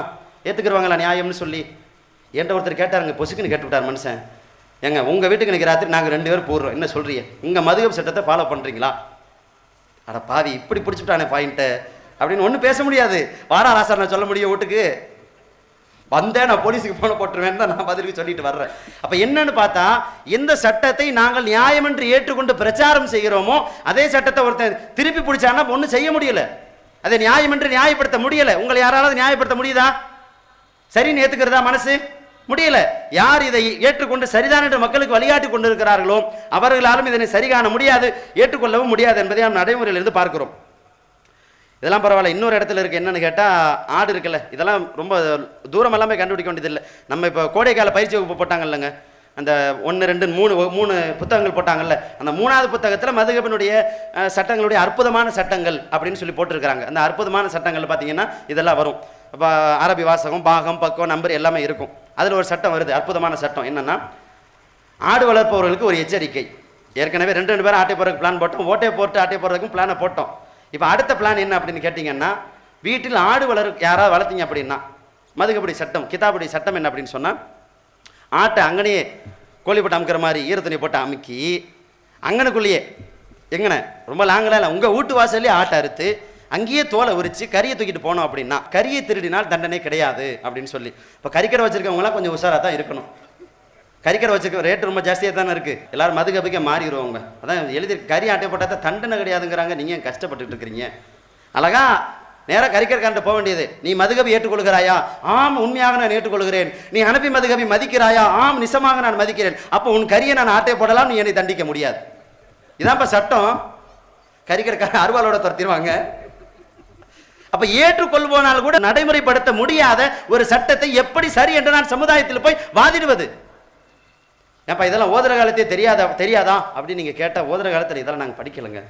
எங்களுக்கு சொல்லிக் கொடுத்தது என்னென்னா தொழுகையினுடைய பாடம், ஒழு செய்கிற முறை, ஒழுவை முறிக்கக்கூடிய பாடங்கள் அப்படின்னு அந்த கிதாபில் ஒரு தனியாக ஒரு கதிர் சபக்குன்னு சொல்லுவாங்க, ஒரு பாட அளவுன்னு ஒன்று வச்சுருப்பாங்க. அந்த கதிர் சபக்கே முடியாது. கதிர் சபக் அப்படின்னு சொன்னால் ஒரு வருடத்திற்கு குறைந்தபட்சம் ஒரு 100 பக்கம், கிதாபுக்கு தகுந்த மாதிரி 50 பக்கம் 500 பக்கம்னு ஒரு புத்தகத்தில் போட்டிருப்பாங்க. அந்த 500 பக்கத்தை தாண்டவே முடியாது. ஒரு வருஷம் பூரா நம்ம விரட்டினாலும் அந்த 500 பக்கம் கதிர் சபைக்கே முடியாது. பல மதரசாக்களில் கதிர் சபைக்கு முடியறதே பெரிய விஷயமா இருக்கும். கதிர் சபைக்கு முடிச்சுட்டா நாங்களும் வருஷம் கதிர் சபைக்கு எங்கேயாச்சும் கரெக்டாக முடிச்சிருவாருன்னு பெருமையாக பேசிக்கிறோம். அதை ஸ்கூலில் நடத்துகிறாங்க இல்லைங்க, திருக்குறள் இருக்குது. திருக்குறள் என்ன 1000 சில்லற குறள் இருக்குது. அந்த 1000 சில்லற குறளையுமா படிச்சுட்டு இருக்கிறாங்க? யாரா படிச்சிருக்கீங்களா அத்தனை குறளையும்? ஒரு வருஷத்துக்கு ஒரு 10 குறள் ஒரு 20 குறள் நடத்துவாங்கல்ல, அது மாதிரி எங்களுக்கு ஒரு வருஷத்துக்கு ஒரு 10 பக்கம் 20 பக்கம் 50 பக்கம் 100 பக்கம் நடத்திருப்பாங்க. அதுக்குள்ளெல்லாம் அந்த சட்டம் வரல. விவரமான ஆளுங்க தேடி பிடிச்சி இது இல்லாத பக்கமாக பார்த்து எங்களுக்கு நடத்திருக்கிறானுங்க. அதே புத்தகத்தில் இது இருக்குங்கிறது நம்ம ஜமாத்து சொன்ன பின்னாடி தான் தெரியுது. அப்போ இதெல்லாம் நம்ம இடத்துல மக்கள் கேள்வியாக வைக்கிற போது, என்னுடைய பொருளை ஒருவன் பறித்து கொண்டு போனால் நான் மதுகபை ஏற்றுக்கொண்டு செயல்பட்டால் என்னால் தண்டிக்க முடியாது என்று சட்டம் இருக்குமானால் இந்த சட்டத்தை நான் ஏன் ஏற்றுக்கொள்ள வேண்டும்? இது எப்படி நான் நியாயம்னு சொல்ல முடியும்? நாளைக்கு அல்லாஹ் கிட்ட போய் நான் அதுக்கு என்ன பதில் சொல்றது? இதெல்லாம் கூட நடைமுறை ரீதியான சில அம்சங்கள் தான் மக்கள். மிக முக்கியமான அடிப்படை ஒன்று இருக்கிறது. நான் அதைத்தான் முக்கியமாக குறிப்பிட்டு ஆகணும். ஏன்னா பயான்களில் இந்த சமுதாயத்திற்கு இந்த மஹல்லாவில் இருக்கிற ஒவ்வொருவரையும் நான் வழிகெடுத்துற முக்கியமாக காரணமாக இருந்ததெல்லாம் அது இருக்குது. என்னன்னு கேட்டால், நானே சொல்லியிருக்கிறேன், ஒத்துக்கத்தான் வேணும், வேறு வழி இல்லை. பராத் அன்னைக்கு ஒரு நாள் இரவு மைக்க பிடிச்சி பராத் இல்லை என்று சொல்கிறார்கள் அயோக்கியர்கள். பல 1000 ஹதீசுகள் இருக்கிறது. இவர்களுக்கு கண்ணு சரியா தெரியல, நொல்ல கண்ணு போல இருக்கு, ஒழுங்கா போய் பார்க்க சொல்லுங்கன்னு அன்னைக்கு நான் பயானில் பேசியிருக்கிறேன். ஆனால் இன்னைக்கு நான் தான் போய் பார்க்கணுமாட்டிருக்கு, பார்த்துருக்கிறேன். ஒரு ஹதீஸு கூட பராத்துக்கல்ல மேராஜுக்கல்ல எதற்குமே கிணத்தை காணும். ஒரு ஹதீஸு கூட சஹியான ஹதீஸ் என்று எதுவுமே கிடையாது. பராத் சம்பந்தமாக யாராவது ஒரே ஒரு சஹியான ஹதீஸை எடுத்து கொண்டு வந்து காண்பித்தால் 1 கோடி. அப்போ பராத்துக்கு ஒரு ஹதீஸ் சஹியான, எந்த விதமான குறைபாடும் இல்லாத ஒரே ஒரு சஹியான நபி ஸல்லல்லாஹு அலைஹி வஸல்லம் சொன்னார்கள் என்று சொல்வதற்கு இடமுள்ள ஒரு ஹதீஸை எடுத்து கொண்டு வந்து காண்பித்து விட்டால் 1 கோடி. ஏன்னா நெசமா இல்லை, வரவே வராதுங்கிறத போய்கிட்டு நம்ம என்னத்தை போய் எவ்வளோ வேணாலும் சொல்லிக்கலாம். பிளாங்க் செக் எவ்வளோ வேணால் ஃபில் பண்ணிக்கிறோங்க. அப்போ நிஜம் அதுதான். அன்னைக்கு நாங்கள் அப்படித்தான் சமுதாயத்தில் படித்து ஏமாந்து போனோம். என்னன்னா எங்களுக்கு தான் சஹீஹ் லைஃப் பார்க்க தெரியாதே. அப்போ படிச்சுட்டு பாசிக்க வேண்டியது லைலத்துல் நிஸ்ஃபி மின் ஷாபானுடைய மாதத்தில் அந்த 15ஆம் இரவன்று யார் தொழுகிறாரோன்னு போட்டிருக்கோம். ஆனால் எந்த கிதாபுன்னு போட்டிருக்காது. ஏதாவது ஒரு கிதாபு முன்சாமி அவர்கள் எழுதிய, அவர்கள் தொகுத்தளித்த மாயமந்திர வித்தைகள் அப்படின்னு புத்தகம் போட்டிருக்குன்னு வைங்க. அது என்னாலும் கேட்கப்படாது. அப்படி இருக்கும், நம்ம வாட்டுக்கு அதை வாசிட வேண்டியதுதான். இதுக்குன்னு தனியாக ஒரு தொகுப்பு இருக்குது. என்ன தொகுப்புனா, நான் பயான்களுக்கு அப்புறம் அந்த தொகுப்பு தான் பயன்படுத்தியிருக்கேன். என்னுடைய ஜும்மாக்களை நீங்கள் பார்த்துருப்பீங்க. இப்படி பேசும்போது இப்படி முன்னாடி ஒரு கிதாப் வச்சிருப்பேன். கிதாபுடைய பேர் என்னன்னா துர்ரத்துல் வாஇதீன். அப்படின்னா நம்ம பாஷையில் அதுக்கு அர்த்தம் சொன்னால் பொய் சொல்லுவது எப்படி பொய் சொல்றது, எப்படிலாம் புழுவுறது, அதுவும் மாட்டிக்கொள்ளாமல் மக்கள் நம்பும்படி எப்படி பொய் சொல்வது அப்படின்னு கற்றுக்கொள்ளக்கூடிய ஒரு புத்தகம். ஆனால் ஒரிஜினல் தமிழ் என்ன வரும் அப்படின்னா, உபதேசம் செய்வருடைய முத்துக்கள் அப்படின்னு அர்த்தம் வைங்க. முத்தாக கிடைக்கும், வேற எங்கேயும் கிடைக்காது இந்த பொய்யெல்லாம். ஹதீஸ்லையோ குரான்லையோ நீங்கள் தேடினாலும் தலையிலானாலும் ஒரு ஹதீஸ் கூட கிடைக்காது பராத்துக்கெல்லாம். அப்போ நான் வரலாறுலாம் ஒரு பக்கம் போட்டு நம்ம மேட்டருக்கு வந்துடுவோம். அப்போ ஆதாரங்களாக நான் எதெல்லாம் முன்வைத்தேனோ என்னுடைய பயான்களிலே இதெல்லாம் ஆதாரம், இமாம்களை பின்பற்றுவதற்கு இது ஆதாரம், இமாம்களை பின்பற்றக்கூடாதுன்னு சொல்பவர்கள் இதற்கெல்லாம் பதில் சொல்ல வேண்டும் என்று நான் எதையெல்லாம் முன்வைத்தேனோ, தவ்ஹீத் ஜமாத்துடைய விளக்கமோ பிஜியுடைய விளக்கமோ உலகத்தில் யாருடைய விளக்கமும் தேவை இல்லாமல் குரானும் ஹதீஸுமே அதற்கு பதில் சொன்னது. அதான் ஆச்சரியம். இந்த பதிலை பிஜேயோ இல்லை தவ்ஹீத் ஜமாத்துக்காரங்களோ சொல்லல. எந்த வசனத்தையே நான் ஆதாரம் என்று சொல்லுகிறேனோ அதே வசனம் மீதி சொல்லுகிறது நீ சொல்றது தப்புன்னு சொல்லி. எப்ப சொல்லுதுன்னா, நான் இருக்கிற பாதையின் மீது எனக்கு சந்தேகம் வந்துவிட்ட வினாடியில், இது சரிதானா, இது நேர்வழிதானா என்ற கேள்வி வந்துவிட்ட பின்னால் அந்த திருக்குரான் வசனத்தை முழுமையாக நான் வாசித்த போது தெரிந்தது. உங்களுக்கு சரியா விளங்கி இருக்காது, நான் விளக்கமாவே சொல்றேன். யா அய்யுஹல்லதீன ஆமனு, ஈமான் கொண்ட மக்களே, அத்தீஉல்லாஹ வ அத்தீஉர் ரசூல, அல்லாஹ்வுக்கும் அல்லாஹ்வுடைய தூதருக்கும் கட்டுப்படுங்கள். வ உலில் அம்ரி மின்கும், இன்னும் இமாம்களுக்கும் கட்டுப்படுங்கள். அல்லாஹ் பாத்தீங்களா தன் வேதத்தில் என்ன சொல்கிறான்? இமாம் அபூ ஹனீஃபா ரஹ்மத்துல்லாஹி அலைஹி அவர்களை பின்பற்ற வேண்டும் என்று சொல்கிறான். இமாம் ஷாஃபி ரஹ்மத்துல்லாஹி அலைஹி அவர்களை பின்பற்ற வேண்டும் என்று சொல்கிறான் அப்படின்னு பயான். இது வசனத்துடைய பாதி. மீதி இருக்குல்ல, அந்த மீதி நாங்கள் சொல்லவே மாட்டோம். இப்போ சொல்லித்தான் ஆகணும். அத்தியுல்லாஹ வ அத்தியுர் ரசூல வ உலில் அம்ரி மின்கும். உலுல் அம்ருனாலே முதல்ல இமாம்கள் அர்த்தம் கிடையாது. உலுல் அம்ரு அப்படின்னா, உங்கள் எல்லார்கிட்டையும் ஆண்ட்ராய்டு ஃபோன் இருக்கும், பலர்கிட்ட இருக்கும். ஆண்ட்ராய்டு ஃபோன் எடுத்து இன்டர்நெட்டுக்குள்ளே போய் அரபி ஓரளவுக்கு அலிபேத்தை படிப்பீங்கல்ல, அதை டைப் பண்ணி அம்ருன்னு மட்டும் கொடுங்க. ஹம்சாக்கு அலிஃபுக்கு மேலே ஹம்சா போட்டு மீமு ரே அம்ரு அப்படின்னு கொடுத்தீங்கன்னா தமிழில் என்ன வரும் அப்படின்னா அதிகாரம். இன்னொரு சிம்பிள் வழி சொல்கிறேன். ஆண்ட்ராய்டு ஃபோன் வச்சுருந்தீங்க அப்படின்னு சொன்னால் மல்டி லாங்குவேஜ் டிக்ஷனரி அப்படின்னு ஒரு ஆப்ஷன் இருக்குது ப்ளே ஸ்டோரில். அதுக்குள்ளே போய் இந்த பக்கம் அரபி இந்த பக்கம் தமிழ் நீங்களே அதில் மாற்றிக்கிறலாம். மாற்றிக்கிட்டு அரபிக்கு தனியாக இருக்குது இக்கரான்னு சொல்லி ஒரு கீபோர்டு ஒரு அந்த கீ இருக்குது தனியாக. கீனா அந்த டைப் பண்ணுறதுக்கு நம்ம தமிழ் இங்கிலீஷ் டைப் பண்ணுறோம்ல செல்ஃபோனில் அது மாதிரி அதை எடுத்து அலிஃபுக்கு மேலே ஹம்ஸ் அதிலே போட்டிருக்கும். அதை அடித்து மீமு ரே அம்ரு அப்படின்னு கொடுத்தீங்க. உள்ளுல் அம்ரு கூட அப்புறம் வரும். அம்ருன்னு கொடுத்தா அதிகாரம்னு வரும். இப்போ அதிகாரமுடையவர்களுக்கு கட்டுப்படுங்கள் என்பது தான் அல்லாஹ் சொன்னது. நாங்கள் அதை மாற்றி வேற மாதிரி சொல்லுவோம். எப்படி சொல்லுவோம்னா இமாம்களை பின்பற்றுங்கள். இப்போ கூடங்க இப்போ சமீபத்தில் மேலப்பாளையத்தில் நம்ம மீட்டிங் போட்டாங்க இல்லையா, நம்ம ஜமாத்தின் சார்பாக ஏகத்துவத்தை ஏற்றுக்கொண்ட ஆலிம்களுடைய மாநாடுன்னு சொல்லி எல்லாரும் பேசி முடிச்சு நம்ம உஸ்மானிகள் பேரவைன்னு சொல்லி அவங்க மாநாடு போட்டாங்க இல்லையா. அப்போ நம்ம கோவையை சேர்ந்த ஒரு மூத்த ஆலிம் போய் பேசியிருக்கிறாங்க. என்ன பேசியிருக்கிறாங்க அப்படின்னு சொன்னால் அல்லாஹ் தன் வேதத்தில் சொல்கிறான், யா அய்யுஹல்லதீன அத்தீஉல்லாஹ வ அத்தீஉர் ரசூல வ உலில் அம்ரி மின்கும். இமாம்களை மதித்து நடங்க வேண்டும் என்று அல்லாஹ் சொல்கிறான். இமாம்களை பின்பற்ற வேண்டும் என்று அல்லாஹ் சொல்கிறான் அப்படின்னு அவர் என்னன்னா 35 வருஷமாச்சு இன்னைக்கும் காந்தி செத்துட்டாரான்னு கேட்டுக்கிட்டு இருக்காங்க. காந்தி செத்து 60 வருஷம் ஆகி போச்சுறான்னா என்ன சொல்றீங்க, காந்தி நெசமாவே செத்துட்டாரா அப்படின்னு கேட்பானுங்க போல இருக்கு. இது நான் ஆதி காலத்திலே மௌத்தா போச்சு. இந்த ஆதாரம் எல்லாம் மௌத்தா போனதுனால தான் இங்கே வந்து நின்று இருக்கோம். இல்லாட்டி அழகா பேசாமல் அங்கே நின்று அந்த 4 பேர் கடைசியில் பேசிக்கிட்டு இருப்பாங்க. இந்த தவிஜ் மதக்காரங்களுக்கு வேறு வேலையே கிடையாது. சைத்தான் முடிச்சவனுக்கு நம்ம வருமானத்தை மண்ணலி புறக்கனே சேர்ந்துருக்கிறானுங்க அப்படின்னு பேசிட்டு நாங்கள் மட்டும் போயிருப்போம். ஆதாரம் மௌத்தா போனதுனால தான் இங்கே வந்து நின்றுட்டு இருக்கிறோம். அப்போ அத்தீஉல்லாஹ வ அத்தீஉர் ரசூல வ உலில் அம்ரி மின்கும். அதிகாரத்தில் உள்ளவருக்கு கட்டுப்படுங்கள். இதான் அல்லாஹ் சொல்றது. இன்னைக்கு ஆட்சியாளர்களாக இஸ்லாமிய நாடுகளில் இருக்கக்கூடியவர்களுக்கு முக்கியமாக ஆட்சியாளர்கள் யார் இருக்கிறார்களோ அவருடைய சட்டத்திற்கு கட்டுப்படுங்கள், மீறி நடக்காதீங்க அப்படிங்கிறது அல்லாஹ் சொல்லக்கூடிய வார்த்தை. இது வசனம். சரி, ஓகே. அதிகாரத்தில் உள்ளவர்களுக்கு கட்டுப்படுங்கள் அப்படிங்கிறத இமாம்களும் சேர்த்தே வைத்துக் கொண்டாலும் ஒரு பேச்சுக்கு ஒரு வாதத்திற்கு சாத்தியமே இல்லைங்க. ஒரு பேச்சிற்கு நாம் வைத்துக் கொண்டாலும் அதிகாரம் உள்ளவர்களோடு இமாம்களும் தான் இமாம்களுக்கும் அதிகாரம் இருக்கிறது, இமாம்களும் தான் ஆட்சியாளர்களாக இருந்தார்கள் என்று ஒரு பேச்சுக்கு நாம் வைத்துக் கொண்டால் கூட அல்லாஹ்வை பதிலை சொல்லி முடிக்கிறான்.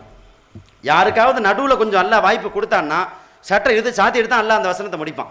அல்லாஹ்வுடைய பாலிசி என்ன அப்படின்னா, அல்லாஹ்வுடைய பண்பு என்னவென்று சொன்னால் எந்த விதமான குழப்பத்திற்கும் வழி இல்லாமல் தெளிவாக முடித்து விட்டு தான் ஒரு வசனத்தை எல்லாம் முடிப்பான். உதாரணத்துக்கு சொல்லணும்னா வழிகெட்டவர்கள் வழி தவறியவர்கள் என்று யாரையெல்லாம் பற்றி அல்லாஹ் பேசுகிறானோ அந்த எல்லா வசனங்களிலுமே மிம்பாதி மாத பையன லகுல் ஹுதா, நேர்வழி தெளிவானதற்கு பிறகு, நேர்வழி நாம் தெளிவுபடுத்தியதற்கு பிறகு, யூதர்கள் ஏன் வழிகிட்டு போனார்கள் அல்லாஹ் சொல்லுகிற போது நேர்வழி அவர்கள் நாம் தெளிவானதற்கு பிறகு, மிம்பாதி மாஜா அல் ஹக், சத்தியம் இதுதான் என்று அவர்களுக்கு தெளிவாக தெரிந்ததற்கு பின்னால், சத்தியம் வந்ததற்கு பின்னால் தான் அவர்கள் வழி தவறி போனார்கள் என்று அல்லாஹ் தன் வேதத்தில் திரும்ப திரும்ப பதிவிடுகிறான். இதை நான் உங்கள்கிட்ட அழுத்தம் திருத்தமாக சொல்றேன்னா, உங்ககிட்ட யாராவது ஒருவர் நம்முடைய ஜமாத்திற்கோ அல்லது இஸ்லாத்தின் அடிப்படை என்று நாம் எதை கேள்விப்பட்டு நாம் புரிந்து வைத்திருக்கிறோமோ அதற்கு மாற்றமாக ஒரு கருத்தை சொல்கிறார் என்று சொன்னால் அவர் என்னமோ வேலையை பார்த்திருக்கிறாருங்கிறது உங்களுக்கு முதல்ல புரியணும். பாதியை மேற்படியார் அவர்கள் கட் செய்திருக்கிறார்கள் அப்படின்னு நீங்கள் புரிஞ்சுக்கணுங்கிறதுக்காகத்தான் அந்த வாதத்தை நான் சொல்கிறேன். இப்போ மீதி வசனம் என்ன சொல்கிறது, ஃபைன் தனாசாத்தும் ஃபீ ஷைஇன், அல்லாஹ்வுக்கு கட்டுப்படுங்கள், அல்லாஹ்வுடைய தூதருக்கு கட்டுப்படுங்கள், அதிகாரத்தில் உள்ளவருக்கு கட்டுப்படுங்கள். ஃபைன் தனாசாத்தும் ஃபீ ஷைஇன், ஏதேனும் ஒரு விஷயத்தில் உங்களுக்கு இடையே தர்க்கம் ஏற்பட்டு விட்டால், பஞ்சாயத்து ஏற்பட்டுச்சுன்னு சொன்னால், ஏதேனும் ஒரு விஷயத்தில் உங்களுக்கு இடையில கருத்து வேறுபாடு ஏற்பட்டு விட்டது என்று சொன்னால், ஃபருத்தூஹு இலல்லாஹி வர் ரசூல், அல்லாஹ்வின் பக்கம் அல்லாஹ்வுடைய தூதரின் பக்கமும் திரும்புங்கள், அங்க வந்துருங்க. ஆட்சியில் உள்ளவர்களுக்கு அதிகாரத்தில் உள்ளவர்களுக்கு கொஞ்சம் இடம் கொடுக்கும் போதே அல்லாஹ் எதுலன்னு தெளிவுபடுத்துறான். எதுல அல்லாஹ் ரசூல் எதனை சொல்லி இருக்கிறார்களோ அதுல மட்டும்தான். அல்லாஹ் ரசூலுக்கு முரணாக அவர் ஒன்றை சொல்வாரேயானால் அதிகாரத்தில் உள்ளவருக்கும் கட்டுப்படக்கூடாது என்பதுதான் குர்ஆன் நமக்கு தெளிவாக சொல்லுகிற சட்டம். அதனால் வசனத்திலே பாதியை எடுத்தால் அர்த்தத்தை மாற்றி விடலாம். இப்போ உதாரணத்துக்கு இன்னொரு வசனத்தை நான் சொல்றேன். இதெல்லாம் நாம் ஆதாரங்களாக மேற்கோள் காட்டிய வசனங்கள். وَمَن يُشَاقِقِ الرَّسُولَ مِن بَعْدِ مَا تَبَيَّنَ لَهُ الْهُدَى وَيَتَّبِعْ غَيْرَ سَبِيلِ الْمُؤْمِنِينَ نُوَلِّهِ مَا تَوَلَّى وَنُصْلِهِ جَهَنَّمَ وَسَاءَتْ مَصِيرًا. மௌலானா சைஃபுத்தீன் ரஷாதி ஹஸரத் அவர்கள் விவாதத்தில் எடுத்து வைக்கிற போது நம்ம ஒரு பிஜே அவர்களால் எடுத்து வைக்கப்பட்டு இந்த வசனத்தை ஷாஃபி இமாம் சொன்னதாக சைஃபுத்தீன் ரஷாதி ஹஸரத் அவர்கள் எடுத்து வைக்கிறாங்க. எடுத்து வைக்கும்போது பிஜேக்கு பதிலும் சொல்லுவார். அவர் தரப்பிலிருந்து கூட சொல்ல மாட்டார். அந்த வசனத்தை முழுசா படிக்கும் பாரு, அதான் பதிலே. அதுக்கு என்ன வசனம் நான் சொல்லிடுறேன். وَمَن يُشَاقِقِ الرَّسُولَ مِن بَعْدِ مَا تَبَيَّنَ لَهُ الْهُدَى, இதுக்கு அர்த்தம் வைக்கக்கூடாது. ஏன்னா அர்த்தம் வச்சா தெளிவா என்னங்கிறது புரிஞ்சிடும்.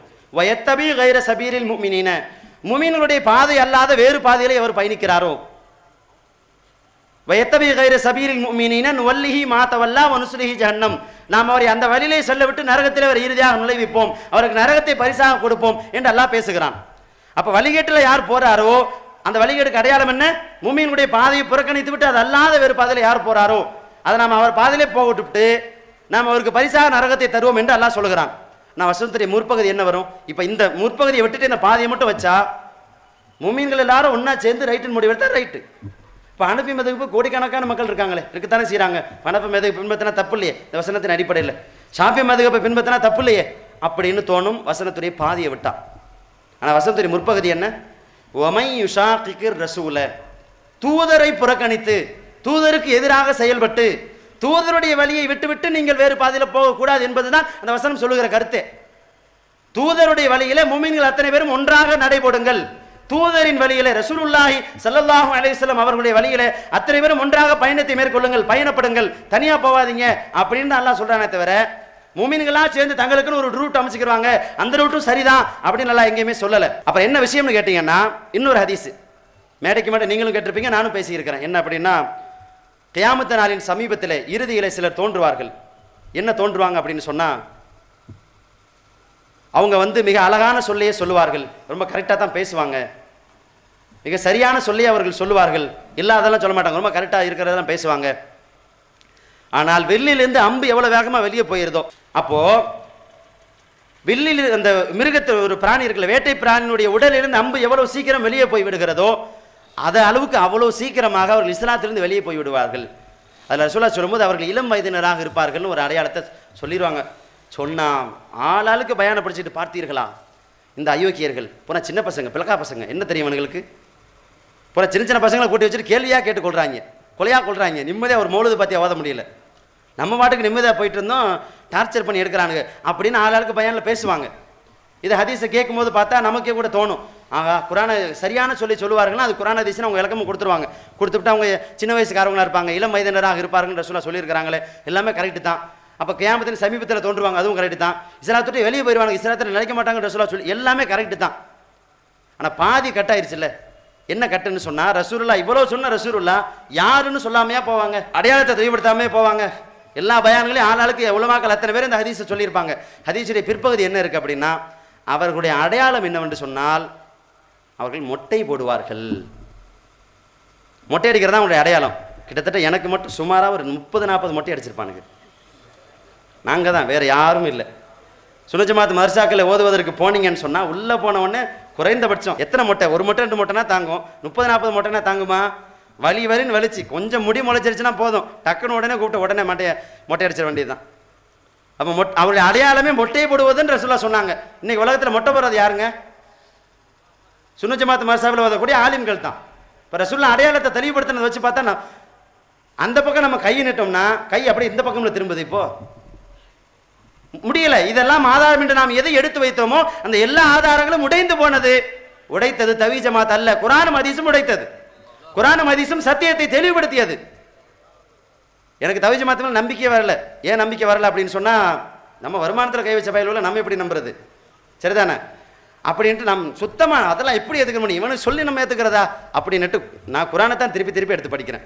எங்கிட்டாவது கொஞ்சம் நியாயப்படுத்திடலாமா, எங்கிட்டாவது கொஞ்சம் ஹதீஸை நியாயப்படுத்தலாமான்னு. எங்கிட்டுமே நியாயப்படுத்த முடியாது என்று சொன்னால் நாம் வைத்த எல்லா ஆதாரங்களுமே உடைந்து போகிற போது நாம் இதை சரி என்று எப்படி ஏற்றுக்கொள்வது? சரி, இதெல்லாம் கூட பரவாயில்லைங்க. சத்தியத்திற்கான ஒரு பெரிய அடையாளமாக ஒரு கருத்தை நான் உங்கள்கிட்ட முன் வைக்கிறேன். என்னென்னா, பல பயான்களில் நீங்கள் கேட்டும் இருப்பீர்கள், நானும் பேசியும் இருக்கிறேன். என்னென்னா, குழப்பவாதிகள் இல்லாததை சொல்கிறார்கள், திடீரென்று புதிய கருத்துக்களை முன்வைக்கிறார்கள். இவர்கள் நேற்று வரை எங்கே இருந்தார்கள்? நேற்று பெய்த மழையில் இன்று முளைத்த காளான்கள் இவர்கள். இவர்களுக்கு இஸ்லாத்தை பற்றி என்ன தெரியும்? முதல்ல எனக்கு ஒழுங்காக உட்காந்து ஒன்றுக்கு போக தெரியுமா? பல பேர் ஆர்வ கலரில் கேட்டிருக்கிறாங்கன்னு வைங்க. நான் கேட்டதில்லை, பலர் பேசி நான் கேட்டிருக்கிறேன். நான் இது கேட்டிருக்கேன், எதுனா நேற்று பெய்த மழையில் இன்று முளைத்த காளான்கள், இந்த டைலாக்லாம் பேசியிருக்கிறேன். அப்போ இப்படி ஆளாளுக்கு பேசுவாங்க. பேசிட்டு என்ன சொல்லுவாங்க அப்படின்னா, சில வாதங்கள் முன் வைப்பாங்க. குழப்பவாதிகள் புதுசு புதுசாக சொல்கிறாங்க, முன்னோர்களை ஏசுகிறார்கள், முன்னோர்களை புறக்கணிக்க வேண்டும் என்று சொல்கிறார்கள், முன்னோர்களை நம்ம எப்படி புறக்கணிப்பது, முன்னோர்களை நாம் பின்பற்றக்கூடாதா, பின்பற்றி தானே ஆக வேண்டும் அப்படின்லாம் சொல்லுவாங்க. ஆனால் திருக்குர்ஆனை எடுத்து வாசித்தால் கிட்டத்தட்ட பல வசனங்கள், 1-2 அல்ல, அவசரத்துக்கு கடகடன் சொன்னா கூட வைதா கீல லஹும் தபிஉ மா அன்ஸலல்லாஹு காலு பல் நத்தபிஉ மா அல்ஃபைனா அலைஹி ஆபானா.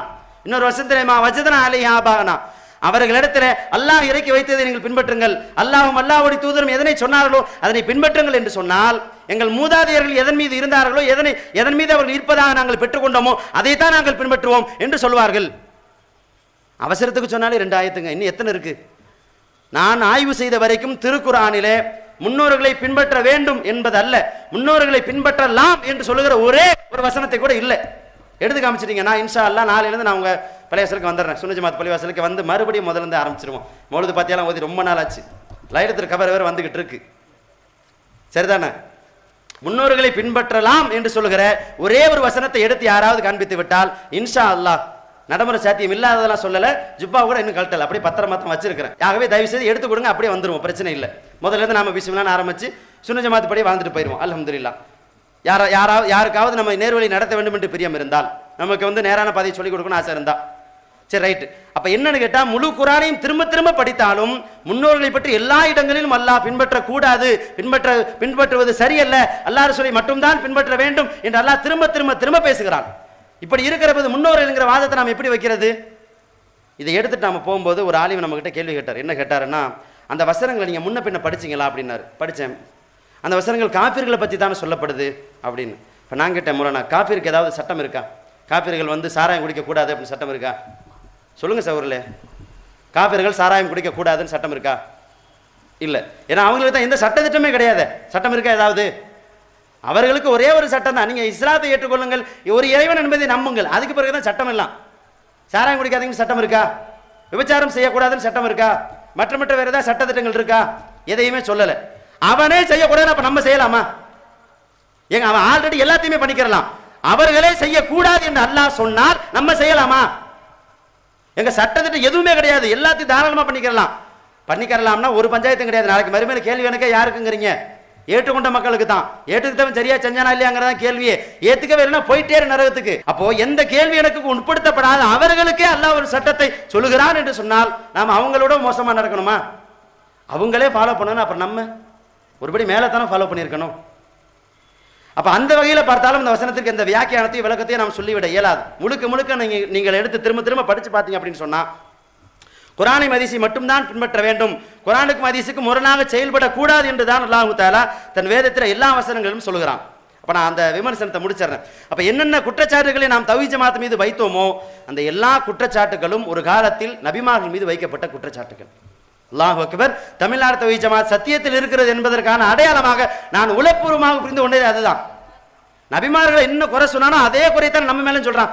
ஏன்னா குறையாவது புதுசாக கண்டுபிடிக்க கூடாது, அதுவும் கூட ஏறிச்சாங்க அப்பயா. அப்ப நிராகரிப்பாளர்கள் நபிமார்கள் இடத்துல கேட்ட அதே கேள்விகள் தான் உங்களிடத்தில் இருக்கிறது என்று சொன்னால், நபிமார்களை எதிர்த்தவர்கள் சொல்லுகிற அதே குற்றச்சாட்டு தான் உங்களிடத்தில் இருக்கிறது என்று சொன்னால், அல்ஹம்துலில்லாஹ், நாங்கள் நபிமார்கள் போன சத்திய பாதையில் போகிறோம் என்பதற்கு அடையாளமே இதுதான். அல்லாஹ் எங்களை நேர்வழியில் ஒன்று சேர்த்திருக்கிறான் என்று நாங்கள் அல்லாஹ்விற்கு நாங்கள் நன்றி செலுத்திக் கொள்கிறோம். இந்த வாய்ப்பை தந்ததற்கு நாங்கள் அல்லாஹ்விற்கு மிக்க நன்றி செலுத்திக் கொள்கிறோம். என்ன அப்படின்னு சொன்னா, உதாரணத்துக்கு சொல்றேன், அதிகமா நீங்க கேட்டது குழப்பம் செய்கிறார்கள், குழப்பவாதிகள் திருப்பி திருப்பி திருப்பி இதே வார்த்தை. وقال الملأ من قوم فرعون أتذر موسى وقومه ليفسدوا في الأرض ويذرك وآلهتك. மூசா அலைஹிஸ்ஸலாம் அவங்கள பார்த்து அவங்க பிரச்சாரம் செய்கிற போது ஃபிரௌனும் அவனுடைய கூட்டத்தினரும் பேசிக் கொள்கிறார்கள். ஃபிரௌனுடைய கூட்டத்தினர் ஃபிரௌன்ட்ட சொல்றாங்க, என்ன சொல்றாங்க? وقال الملأ من قوم فرعون, ஃபிரௌனுடைய கூட்டத்தில் ஒரு சாரார் ஃபிரௌனிடத்தில் சொல்கிறார்கள், அத்ததரு மூசா வ கௌமஹு, மூசாவையும் அலைஹிஸ்ஸலாம் அவர்களையும் அவர்களுடைய சமுதாயத்தை நீ விட்டுவிட போகிறாயா? எதுக்கு? லியுஃப்ஸிது ஃபில் அர்த், பூமியில அவர்கள் குழப்பம் செய்வதற்கு நீ விட்டுவிட போகிறாயா? அப்ப முதல் குழப்பவாதி யார் உங்க பாஷையில சொன்னா? சொல்லப்பட்டது, அல்லாஹ் மன்னிக்க வேண்டும், மூசா நபி அப்படி கிடையாது. ஆனால் சொல்லப்பட்டது யாருக்கு? மூசா அலைஹிஸ்ஸலாம் அவர்களுக்கு தான். லியுஃப்ஸிது ஃபில் அர்த், பூமியில குழப்பம் செய்கிறார்கள். இது ஒன்று அல்ல, ரெண்டு இடத்துல அல்லாஹ் திரும்ப திரும்ப சொல்கிறான். இரண்டு இடங்களில் இதே மாதிரியான மூசா அலைஹிஸ்ஸலாம் அவர்களை குழப்பவாதி என்று ஃபிரௌனும் ஃபிரௌனுடைய கூட்டத்தினரும் சொன்னதாக அல்லாஹ் தன் வேதத்திலே பதிவு செய்கிறான். அப்ப அதே குற்றச்சாட்டு தானே உங்களிடத்தில் இருக்கிறது. முன்னோர்களை புறக்கணிக்கிறார்கள் என்று சொன்னால் முன்னோர்களை பின்பற்ற வேண்டாம் என்று அல்லாஹ் தன் வேதத்திலே சொல்கிறான். எந்த குற்றச்சாட்டுகளை நம் மீது வைக்கப்பட்டிருக்கிறதோ, இந்த ஜமாத்தின் மீது நான் உட்பட வைத்தேனோ அத்தனை குற்றச்சாட்டுகளும் நபிமார்கள் மீது வைக்கப்பட்ட குற்றச்சாட்டுகள் தான், எதுவும் புதுசு கிடையாது. யாரும் இன்னைக்கு திடீர்னு கண்டுபிடிக்கல. உங்களுக்கு ஏதாவது பதில் தேவைப்பட்டால், நம்ம மேல அப்படி ஒரு குற்றச்சாட்டு சொல்லிட்டாங்களே, நம்ம என்ன பதில் சொல்றதுன்னு சொல்லி துளி கூட கவலையப்பட வேணாம். குர்ஆனை எடுத்து கொடுத்து அதை படிக்க சொல்லுங்க. நீங்கள் அல்ல, உங்கள் சார்பாக, சத்தியவாதிகளின் சார்பாக குர்ஆன் பதில் சொல்லும். நாம் அவசியம் இல்லை, அல்லாஹ்வுடைய வேதம் நமக்காக பதில் சொல்லும். நம் மீது குற்றச்சாட்டு சுமத்துபவர்களுக்கு அல்லாஹ்வுடைய வேதம் பதில் சொல்லும் என்று நான் ஒரு வார்த்தை உங்களுக்கு சொல்லிக் கொள்கிறேன். இதை கேட்டுக்கொண்டு என்னுடைய மக்களுக்கு நான் ஒரு வார்த்தை சொல்லிக் கொள்கிறேன். என்னன்னு சொன்னா, அல்லாஹ்வுக்காக என்னை மன்னித்துக் கொள்ளுங்கள். உங்களை இவ்வளவு காலமாக உங்களுக்கு இமாமாக இருந்து நான் உங்களை தவறான பாதையிலே வழி நடத்தி விட்டேன். நான் ஆய்வு செய்த வரைக்கும் இஸ்லாத்திலே மதுஹபுகளுக்கு இடம் கிடையாது. இமாம்கள் நல்லவர்கள், நான் அதை மறுக்கவில்லை. ஆனால் உங்கள் மதுஹபுக்கு அபூ ஹனீஃபா இமாம் தலைவர் அல்ல. நீங்கள் தலைவர் என்று சொல்வதாக இருந்தால் அவர்களால் எழுதப்பட்ட ஒரு புத்தகத்தை அல்ல, ஒரு பிட் நோட்டீஸ் முடிந்தால் கொண்டு வாருங்கள் பார்க்கலாம். ஒரு பிட் நோட்டீஸ், புத்தகம் வேணாம். எங்க நமக்கே தெரியாமல் நம்மளை கொண்டு போய் சங்கத்தில் தலைவரை போட்டால் எப்படிங்க அர்த்தம்? உங்கள்கிட்டயே கேட்காம உங்களை கொண்டு போய் சங்கத்தில் வேணா சேர்த்துட்டான்னா, ஏதாவது ஒரு சங்கம் வச்சுக்கிறங்க, வீணாப்போன ஒரு சங்கத்துக்கு வந்து தலைவர் நீங்கள் போட்டாச்சு. ஒரு ஆள் ஃபோன் பண்ணி கேட்குறார், என்ன பாய் சங்க மீட்டிங்கு வரலையாமல, ஏன் வரல அப்படின்னு. என்னையப்படா நம்ம சேர்த்திங்க உள்ளுக்குள்ளே, என்னையப்படா தலைவராக முதல்ல தெரிஞ்சு கேட்போமா இல்லையா? அபூ ஹனீஃபா இமாமுக்கு தெரியாது நாம் ஹனபி மதுஹபுக்கு தலைவராக இருப்பதே தெரியாது. அவங்க மதுஹபை உருவாக்கவே கிடையாது. ஏன் நான் இந்த வார்த்தையை சொல்கிறேன்? முடிந்தால் மதுஹபு முழுக்க அல்ல, வெறும் 2 ரக்காயத்து தொழுகையில் நீங்கள் செய்கிற சட்ட திட்டங்களுக்கு அபூ ஹனீஃபா இமாம் தான் இவை அத்தனையும் சொன்னார் என்று நீங்கள் நிரூபித்து விட்டால், முடியுமா? நான் நிரூபியுங்கள், இன்ஷா அல்லாஹ் நான் உங்கள் மதுஹபை ஏற்றுக்கொள்கிறேன். வேற எதுவும் வேணாம், அபூ ஹனீஃபா இமாம் தான் சொன்னாங்க. அபூ ஹனீஃபா கிதாபெல்லாம் வேணாமுங்க, அது கூட ஃபர்ஸ்ட் கேள்வி, அது முடிஞ்சா அது முதல் சவால். அதுக்கு பிறகு என்ன, அபூ ஹனீஃபா ரஹ்மத்துல்லாஹி அலைஹி அவர்கள் எழுதி எந்த கிதாபும் இல்லை என்பதற்கு பிறகு அபூ ஹனீஃபா இமாம் சொன்னாங்கன்னு யாராவது எழுதி வச்சிருக்காங்கல்ல, அது எப்படி நான் உதாரணத்துக்கு சொல்றதா இருந்தா, இப்போ நம்ம சொல்கிறோம் குர்ஆன் ஹதீஸை மட்டும் தான் ஃபாலோ பண்ணணும், வேறு எதையும் ஃபாலோ பண்ணக்கூடாதுன்னு நம்ம சொல்கிறோம். ஏன்பான்னு கேட்டால் நம்ம குர்ஆன் ஹதீஸும் பாதுகாக்கப்பட்டதுங்க, மற்ற எதுவுமே பாதுகாக்கப்பட்டதில்லை, யார் வேணாலும் எனக்கு வேணாலும் உள்ள பூத்திக்கிறலாம் அப்படின்னு நம்ம கருத்து சொல்கிறோம். இப்போ அதில் உள்ளதான் இந்த அபூ ஹனீஃபா ரஹ்மத்துல்லாஹி அலைஹி அவர்கள் சொன்னதாக எழுதி வைக்கப்பட்டிருப்பது ஹீல் யூ கால். அதுக்கு உதாரணம் சொல்வதாக இருந்தால், இப்போ நான் உங்ககிட்ட ஒரு கதை சொல்கிறேன். நானும் அண்ணல் காந்தியடி அவர்களும் நம்ம அண்ணாச்சி டீ கடைக்கு டீ குடிக்க போயிருந்த போது காந்தியடிகள் டீயை குடித்து விட்டு சொன்னார், டீயிலே சர்க்கரை குறைவாக இருக்கிறது என்று சொன்னார். நான் காந்தி அவர்களிடத்தில் சொன்னேன், அண்ணல் காந்தி அவர்களே, சர்க்கரை விலை ரொம்ப கூடிவிட்டது, ஆகவே நீங்கள் உப்பு சத்தியாகிரகம் செய்ததை போல சர்க்கரை சத்தியாகிரகம் ஒன்று செய்ய வேண்டும். நான் உங்களுக்கு பின்னால் அணி திரள்கிறேன், நாம் இருவரும் ஒன்றாக சேர்ந்து சர்க்கரை சத்தியாகிரகத்தை வெற்றிகரமாக நடத்தி முடிப்போம் என்று நான் காந்தி அவர்களிடத்தில் சொன்னேன். காந்தியின் கருத்தை கேட்டுவிட்டு டெல்லிக்கு சென்று விட்டார். இது ஒரு நடந்த வரலாறு நான் சொல்கிறேன் வைங்க. சொன்ன உடனே என்ன கேட்பீங்க? இந்த காந்தி மௌத்தா போய் பல வருஷமாச்சு, அவர் நீ ஒன்றா டீ குடிக்க போனேன்னா எப்படிப்பா சாத்தியம், இதெல்லாம் நடக்கிற காரியமா அப்படின்னு கேட்பீங்களா இல்லையா? எடுத்த உடனே ஃபர்ஸ்ட் கேள்வி என்ன, சரியா தப்பா, அது இருக்கிற மேட்ரு காமெடியா இல்லை சீரியஸா, அதெல்லாம் அப்புறம், நடந்திருக்குமா சம்பவம், எடுத்தவனே கேள்வி வரும்ல. அப்ப அபூ ஹனீஃபா ரஹ்மத்துல்லாஹி அலைஹி அவர்கள் இமாம் அவர்கள் மேதையவர்கள் இந்த உலகத்தை விட்டு பிரிந்த நூற்றாண்டுகளுக்கு பிறகு எழுதப்பட்ட புத்தகங்களை அவர்கள் சொன்னார்கள் என்று எப்படி நான் நம்புவது? எப்படி நம்மளால நம்ப முடியும்? ஏத்துக்கிற முடியுமா? அட உலகத்தை விட்டு பிரிஞ்சு நூற்றாண்டுகளுக்கெல்லாம் பிறகு பல நூறு வருடங்களுக்கு பிறகு எழுதப்பட்ட புத்தகங்கள் தான் அந்த மதுஹபினுடைய வழிகாட்டுகிற புத்தகங்கள் என்று சொன்னால் இது எந்த வகையில சத்திய வழியை காட்டும்? எங்க 100-200 வருஷம் கழிச்சு உள்ள போகுதுன்னா பைபிள் மாதிரி தானே. கர்த்தர் சொன்னார், யோவான் சொன்னார், வந்தவர் சொன்னார், வராதவர் சொன்னார், வந்து கொண்டிருப்பவர் சொன்னார், வெந்தவர் சொன்னார், வேகாதவரும் சொல்லுவார். இப்படித்தானே இருக்கும். அப்ப 100-200 வருஷம் கழிச்சு யாராவது எழுதினாங்க, என்னத்தையாவது தொகுத்தாங்க அப்படின்னு சொன்னா எப்படி இருக்கும்? யார் வேண்டுமானாலும் எதை வேண்டுமானாலும் எழுதி கொள்ளலாம், யாரும் எதையும் சொல்லிவிடலாம் என்பதுதான் யதார்த்தமா இருக்க முடியும். அப்போ தெளிவாக உங்களுக்கு நான் உங்களிடத்தில் ஒத்துக்கொள்கிற விஷயம் என்னவென்று சொன்னால், நான் இயன்ற வரைக்கும் என்னால் முடிந்த வரைக்கும் ஆய்வு செய்த வகையில் அல்லாஹ்வுடைய உதவியினால் நாம் தெரிந்து கொண்ட சத்தியம் என்னவென்று சொன்னால், மதுஹபுகளுக்கும் இஸ்லாத்திற்கும் அல்ல, மதுஹபுகளுக்கும் இமாம்களுக்குமே சம்பந்தம் கிடையாது. ஒருவேளை இன்றைக்கு அபூ ஹனீஃபா ரஹ்மத்துல்லாஹி அலைஹி அவர்கள் இருந்திருந்தால் இன்றைக்கு தமிழ்நாடு தவ்ஹீத் ஜமாஅத்தினுடைய தலைவராக அபூ ஹனீஃபா ரஹ்மத்துல்லாஹி அலைஹி அவர்கள் தான் இருந்திருப்பார்கள். இன்றைக்கு ஷாஃபி ரஹ்மத்துல்லாஹி அலைஹி அவர்கள் உயிரோடு இருந்திருந்தால் திரும்ப வரப்போறது கிடையாது. இன்ஷா அல்லாஹ் இந்த தவ்ஹீத் ஜமாஅத்தை குர்ஆன் ஹதீஸ் வழியிலே அவர்கள் வாழுகிற காலத்தில் எப்படி நடந்தார்களோ அதே போல எங்களுக்கு அவர்கள் தலைவராக இருந்து வழிநடத்துவார்களே தவிர உங்களுக்கு அவர்கள் தலைவராக வரவே மாட்டார்கள். இந்த ஜமாத்திற்கு தான் அவர்கள் தலைவராக இருந்திருப்பார்கள். ஏன்? உங்களுக்கு எல்லாம் தெரியும், அபூ ஹனீஃபா இமாம் அவர்களோ, ஷாஃபி இமாம் அவர்களோ, அஹ்மத் இமாம் அவர்களோ, மாலிக் இமாம் அவர்களோ என்னை பின்பற்றுங்கள் என்று சொல்லவே இல்லை. குர்ஆனுக்கும் ஹதீஸுக்கும் நான் சொல்கிற வார்த்தை முரண்பட்டாலும் நான் சொல்வதை ஏற்றுக்கொள்ளுங்கள் என்று எந்த இமாமும் அல்லாஹ் மீது ஆணையாக சொல்லவே கிடையாது. அவர்கள் சொன்னது என்ன? எங்களால் இயன்ற வரைக்கும் நாங்கள் சொல்லி இருக்கிறோம். குர்ஆனில் இருந்தோ ஹதீஸில் இருந்தோ எங்களுக்கு கிடைத்ததை வைத்து சொல்லி இருக்கிறோம், அவ்வளவுதான். ஒருவேளை நாங்கள் சொல்வதற்கு முரணாக ஒரு வசனமோ ஒரு ஹதீஸோ உங்களுக்கு தென்பட்டால், முக்கியமாக ஒரு ஹதீஸ் உங்களுக்கு கிடைத்தால், என்னுடைய வார்த்தையை குப்பத்துள்ள தூக்கி போட்டுங்கன்னு தான் எல்லா இமாம்களுமே சொன்னது. என்னுடைய வார்த்தை ஏத்துக்கிறாதீங்க, எங்களுடைய வார்த்தைகளை ஓரம் கட்டிருங்க, ஏத்துக்கிறாதீங்க, குர்ஆன் ஹதீஸை மட்டும் பின்பற்றுங்கள், அதுதான் நேரான வழியை காட்டும் என்றுதான் எல்லா இமாம்களும் சொன்னார்கள். அந்த இமாம்களுடைய கூற்றின்படி, அவர்கள் சொன்ன சத்திய வார்த்தைகளின்படி அல்லாஹ்வுடைய உதவியினால் இந்த ஜமாத் சத்திய பாதையிலே பயணித்துக் கொண்டிருக்கிறது. அப்ப இஸ்லாத்திற்கும் மதுஹபுகளுக்கும் எந்த சம்பந்தமும் கிடையாது. இரண்டாவதாக இந்த தர்கா, தாயத்து, தகடு, தட்டு இதெல்லாம் அல்லாஹ்வுடைய கிருபையில நம்ம இருந்த காலத்திலே செஞ்சதில்லை. அல்லாஹ் காப்பாத்தினான். இந்த பள்ளியில இமாமா இருந்த காலம் வரைக்கும் யாருக்கும் கயிறு முடிஞ்சு போட்டதும் இல்லை, தாயத்தை மாட்டி விட்டதும் இல்லை, தகடு எழுதி கொடுத்ததும் இல்லை, அந்த வேலையெல்லாம் பார்த்ததில்லை. நான் சிபாரிசு பண்ணியிருக்கிறேன். அந்த அசரத்து சூப்பராக தாயத்தை எழுதுவார், அவர்கிட்ட போங்க. அந்த அசரத்து அழகாக தட்டு ஓதி கொடுப்பார், அவர்கிட்ட போங்கலாம் பார்த்துருக்கிறேன். எவன் சட்டையை பிடிக்க போகிறானோ தெரியல. அத்தனை பேருக்கும் நீங்களும் சொல்லிவிடுங்கள், நானும் சொல்லிவிடுகிறேன். தர்காவுக்கோ தகடுக்கோ தாயத்துக்கோ தட்டுக்கோ எதுக்கும் இஸ்லாத்துக்கும் சம்மந்தமே கிடையாது. அல்லாஹ் ரசூல் எதனையும் இதை வழிகாட்டவில்லை. அல்லாஹ் ரசூல் வழிகாட்டினார்களா இல்லையா என்பதை விட உங்கள் இமாம்கள் கூட இதனை ஏற்றுக்கொள்ளவில்லை. அதான் வருத்தமான உண்மை. அபூ ஹனீஃபா ரஹ்மத்துல்லாஹி அலைஹி அவர் எந்த தர்காவுக்காவது போய் உருசு கொண்டாடினாங்க அப்படின்னு நீங்க எடுத்து காமிக்கலாம் பார்க்கலாம். உங்க மதுகப் கிதாபில் இருந்து அபூ ஹனீஃபா ரஹ்மத்துல்லாஹி அலைஹி அவர்கள் தலைமையேற்க, ஷாஃபி ரஹ்மத்துல்லாஹி அலைஹி அவர்கள் செயலாளராக செயல்பட, அஹ்மது ரஹ்மத்துல்லாஹி அலைஹி அவர்கள் பொருளாளராக இருக்க, இந்த தர்காவினுடைய அப்துல் காதர் ஜீலானி கத்தஸல்லாஹு சிர்ரஹுல் அஸீஸ் ரஹ்மத்துல்லாஹி அலைஹி அவருடைய அந்த புனித கந்தூரியை சிறப்பாக நிறைவு செய்து முடித்தார்கள். எதையாவது நிறுவீங்களை பார்க்கலாம். அவர்கள் வாழ்ந்த காலம் வரைக்கும் அவர்களை விட மேதைகள் வாழ்ந்திருந்தார்கள். ஆனால் யாருக்கும் அவர்கள் உருசு கொண்டாடவில்லை. யாருக்கும் அவர்கள் எந்த கபரையும் தேடி போய் எந்த ஸ்பெஷலான காரியமும் பண்ணல. இன்னைக்கு நீங்கள் செய்கிற இந்த பச்சை பூர்வை போத்துறது, மல்லிகைப்பூ போடுறது, சந்தனத்தை கரைச்சி ஊத்துறது, பாத்தியா ஓதுறது, உசுரோடு இருக்கும் போதெல்லாம் அம்மா தான் பார்க்கவே மாட்டான். மௌத்தா பண்ண பிறகு பாத்தியா பாத்தியா பாத்தியா பாத்தியா என்னத்தரா பாத்தியா, உசுரோடு இருக்கும்போது பார்த்து தொலை வேண்டியதானாடான்னா போன பிறகு பார்க்கறானா உட்காந்து. உசுரோடு இருக்கும்போது ஒழுக்கமா பாடுறான்னா அம்மா தான் உசுரோடு இருக்கும்போது இழுத்துட்டு கிடந்தாலும் ஆஸ்பத்திரி கூட கூட்டி போயிருக்க மாட்டாங்க. மௌத்தா பண்ணுவோம் அசத்தை கூட்டு வந்த அசத்து என்ன சொல்றாருன்னா பாத்தியா அல்லாவே பாத்தியா என்ன என் நிலைமை பாத்தியா, உசுரக்குமா பார்க்க மாட்டேன், இப்ப கூட என்னைய பார்க்க சொல்றான். சரி போய் தொலைறான்னு விடுங்க. அப்ப இந்த பாத்தியாக்களுக்கும் இஸ்லாத்திற்கும் சம்பந்தம் கிடையாது. அல்லாஹ் ரசூல் இதனை வழிகாட்டவில்லை. நபி ஸல்லல்லாஹு அலைஹி வஸல்லம் காலத்தில் அவர்கள் உயிரோடு இருந்த காலத்தில், இந்த உலகத்தில் வாழ்ந்து கொண்டிருந்த காலத்தில் நபி ஸல்லல்லாஹு அலைஹி வஸல்லம் அவர்களை நேசித்த, உயிருக்கு மேலாக நேசித்த நபித்தோழர்கள் பல பேர் இறந்தார்கள். பல பேர் இந்த உலகத்தை விட்டு பிரிந்து சென்றார்கள். அவருடைய துணைவிமார்கள் இறந்தார்கள், அவருடைய மக்கள் இறந்தார்கள். யாருக்கும் அல்லாஹ்வுடைய தூதர் ஸல்லல்லாஹு அலைஹி வஸல்லம் அவர்கள் அல் ஃபாத்தியா ஜெபம் செய்யவில்லை. ஜெபம்னா புரியுதா? அது இஸ்லாத்தில் உள்ளது இல்லை. அதுக்கு ஒரிஜினலாக பேர் ஜெபம் தான். இல்லை பூசை ஏதாவது நீங்கள் தான் பேர் வச்சா நல்லா இருக்கும். என்ன சொல்கிறது, ராகமாக அப்படி வச்சுக்கிறோங்க. இந்த ராகம் போட்டு அல் ஃபாத்தியா அது பில்லாமி சீதா வலல்லாலீன் 100 ரூபா கொடுத்தீங்கன்னா அல்ஹம்துலில்லாஹி ரப்பில் ஆலமீன். சரி ரைட்டு. அப்போ இந்த பாத்தியா ஜெபத்தை நபி ஸல்லல்லாஹு அலைஹி வஸல்லம் அவர்கள் செய்யவே கிடையாது தன் வாழ்நாள் முழுக்க. சரியான அதிசலாம் வேணாங்க, இதுக்கு உங்களுக்கு சிரமத்தை குறைச்சே தர்றோம். இட்டுக்கட்டப்பட்ட செய்யா இட்டு தந்து கொடுங்களேன்.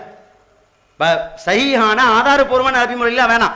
நபி ஸல்லல்லாஹு அலைஹி வஸல்லம் அவர்கள் தன் தோழர்களுக்கோ யாரோ ஒருவருக்கோ ஃபாத்திஹா ஓதினார்கள் என்று நீங்கள் ஒரு இட்டுக்கட்டப்பட்ட செய்தியாவது முடிஞ்சா எடுத்து வந்து கொடுங்களேன் பார்க்கலாம். நான் தேடி வரைக்கும் எங்கேயும் இல்லை, இயன்ற வரைக்கும் தேடிவிட்டேன். இட்டுக்கட்டப்பட்ட செய்திகளில் கூட ஃபாத்திஹா கிடையாது. தகடோ தாயத்தோ தட்டோ இஸ்லாத்தில் கிடையாது. மாறாக என்ன இருக்கிறது என்று சொன்னால், யார் தாயத்தை தொங்க விடுகிறானோ அவன் அல்லாஹ்வுக்கு இணை வைத்து விட்டான், யார் தாயத்தை தொங்க விட்டு இருக்கிறானோ அவன் அல்லாஹ்வுக்கு இணை கற்பித்து விட்டான் என்பதுதான் நபி ஸல்லல்லாஹு அலைஹி வஸல்லம் காண்பித்த வழியே தவிர இந்த தாயத்திற்கும் இஸ்லாத்திற்கும் எந்த சம்பந்தமும் கிடையாது. இந்த தட்டு தகடு தாயத்து மதுகப் இவை அனைத்தும் வழிகேடுகள் தான் என்பதை அல்லாஹ்வுக்கு பயந்து மனப்பூர்வமாக சத்தியத்தை ஏற்றுக்கொள்கிறேன். அல்லாஹ்வுடைய கிருபையினால் அல்லாஹ் எனக்கு நேர்வழி காண்பித்தான். இந்த ஜமாத்தில் நான் இணைந்திருக்கிறேன். ஆகவே இங்கே இருக்கிற நீங்கள் அத்தனை பேரும் சாட்சி மக்களே. நாளைக்கு மறுமை நாளையிலே இத்தனை பேர் முன்னிலையில இந்த மதுகப்புகள் வழிகேடுகள், இந்த மௌலூது வழிகேடு, இந்த தர்கா தகடு தாயத்து தட்டு இது எதற்கும் இஸ்லாத்துக்கும் சம்பந்தம் கிடையாது. அல்லாஹ்வுடைய பாணியில சொல்வதாக இருந்தால் இத்தபிஊ மா உன்ஸில இலைக்கும் மிர் ரப்பிக்கும், அல்லாஹ் இறக்கி அருளிய வஹியை பின்பற்றுங்கள், அல்லாஹ் கொடுத்த வஹியை பின்பற்றுங்கள் என்பதுதான் குர்ஆனுடைய அடிநாதம், சங்கநாதம் அதுதான் என்று சொல்லிக்கொண்டு இந்த வாய்ப்பு தந்த அல்லாஹ்விற்கு நன்றி கூறி விடைபெறுகிறேன். எல்லாம் அல்லாஹ் சுப்ஹானஹு வ தஆலா வாழுகிற காலம் வரைக்கும் இஸ்லாத்தின் அடிப்படையில் வாழ்ந்து மரணிக்கிற ஒரு நல்ல தௌஃபீக் அல்லாஹ் நம்ம அனைவருக்கும் தந்த அருள் புரிவானாக. வாஹிதாவானா அல்ஹம்துலில்லாஹி ரப்பில் ஆலமீன். அஸ்ஸலாமு அலைக்கும் வரஹ்மத்துல்லாஹி வபரகாத்துஹு. Allah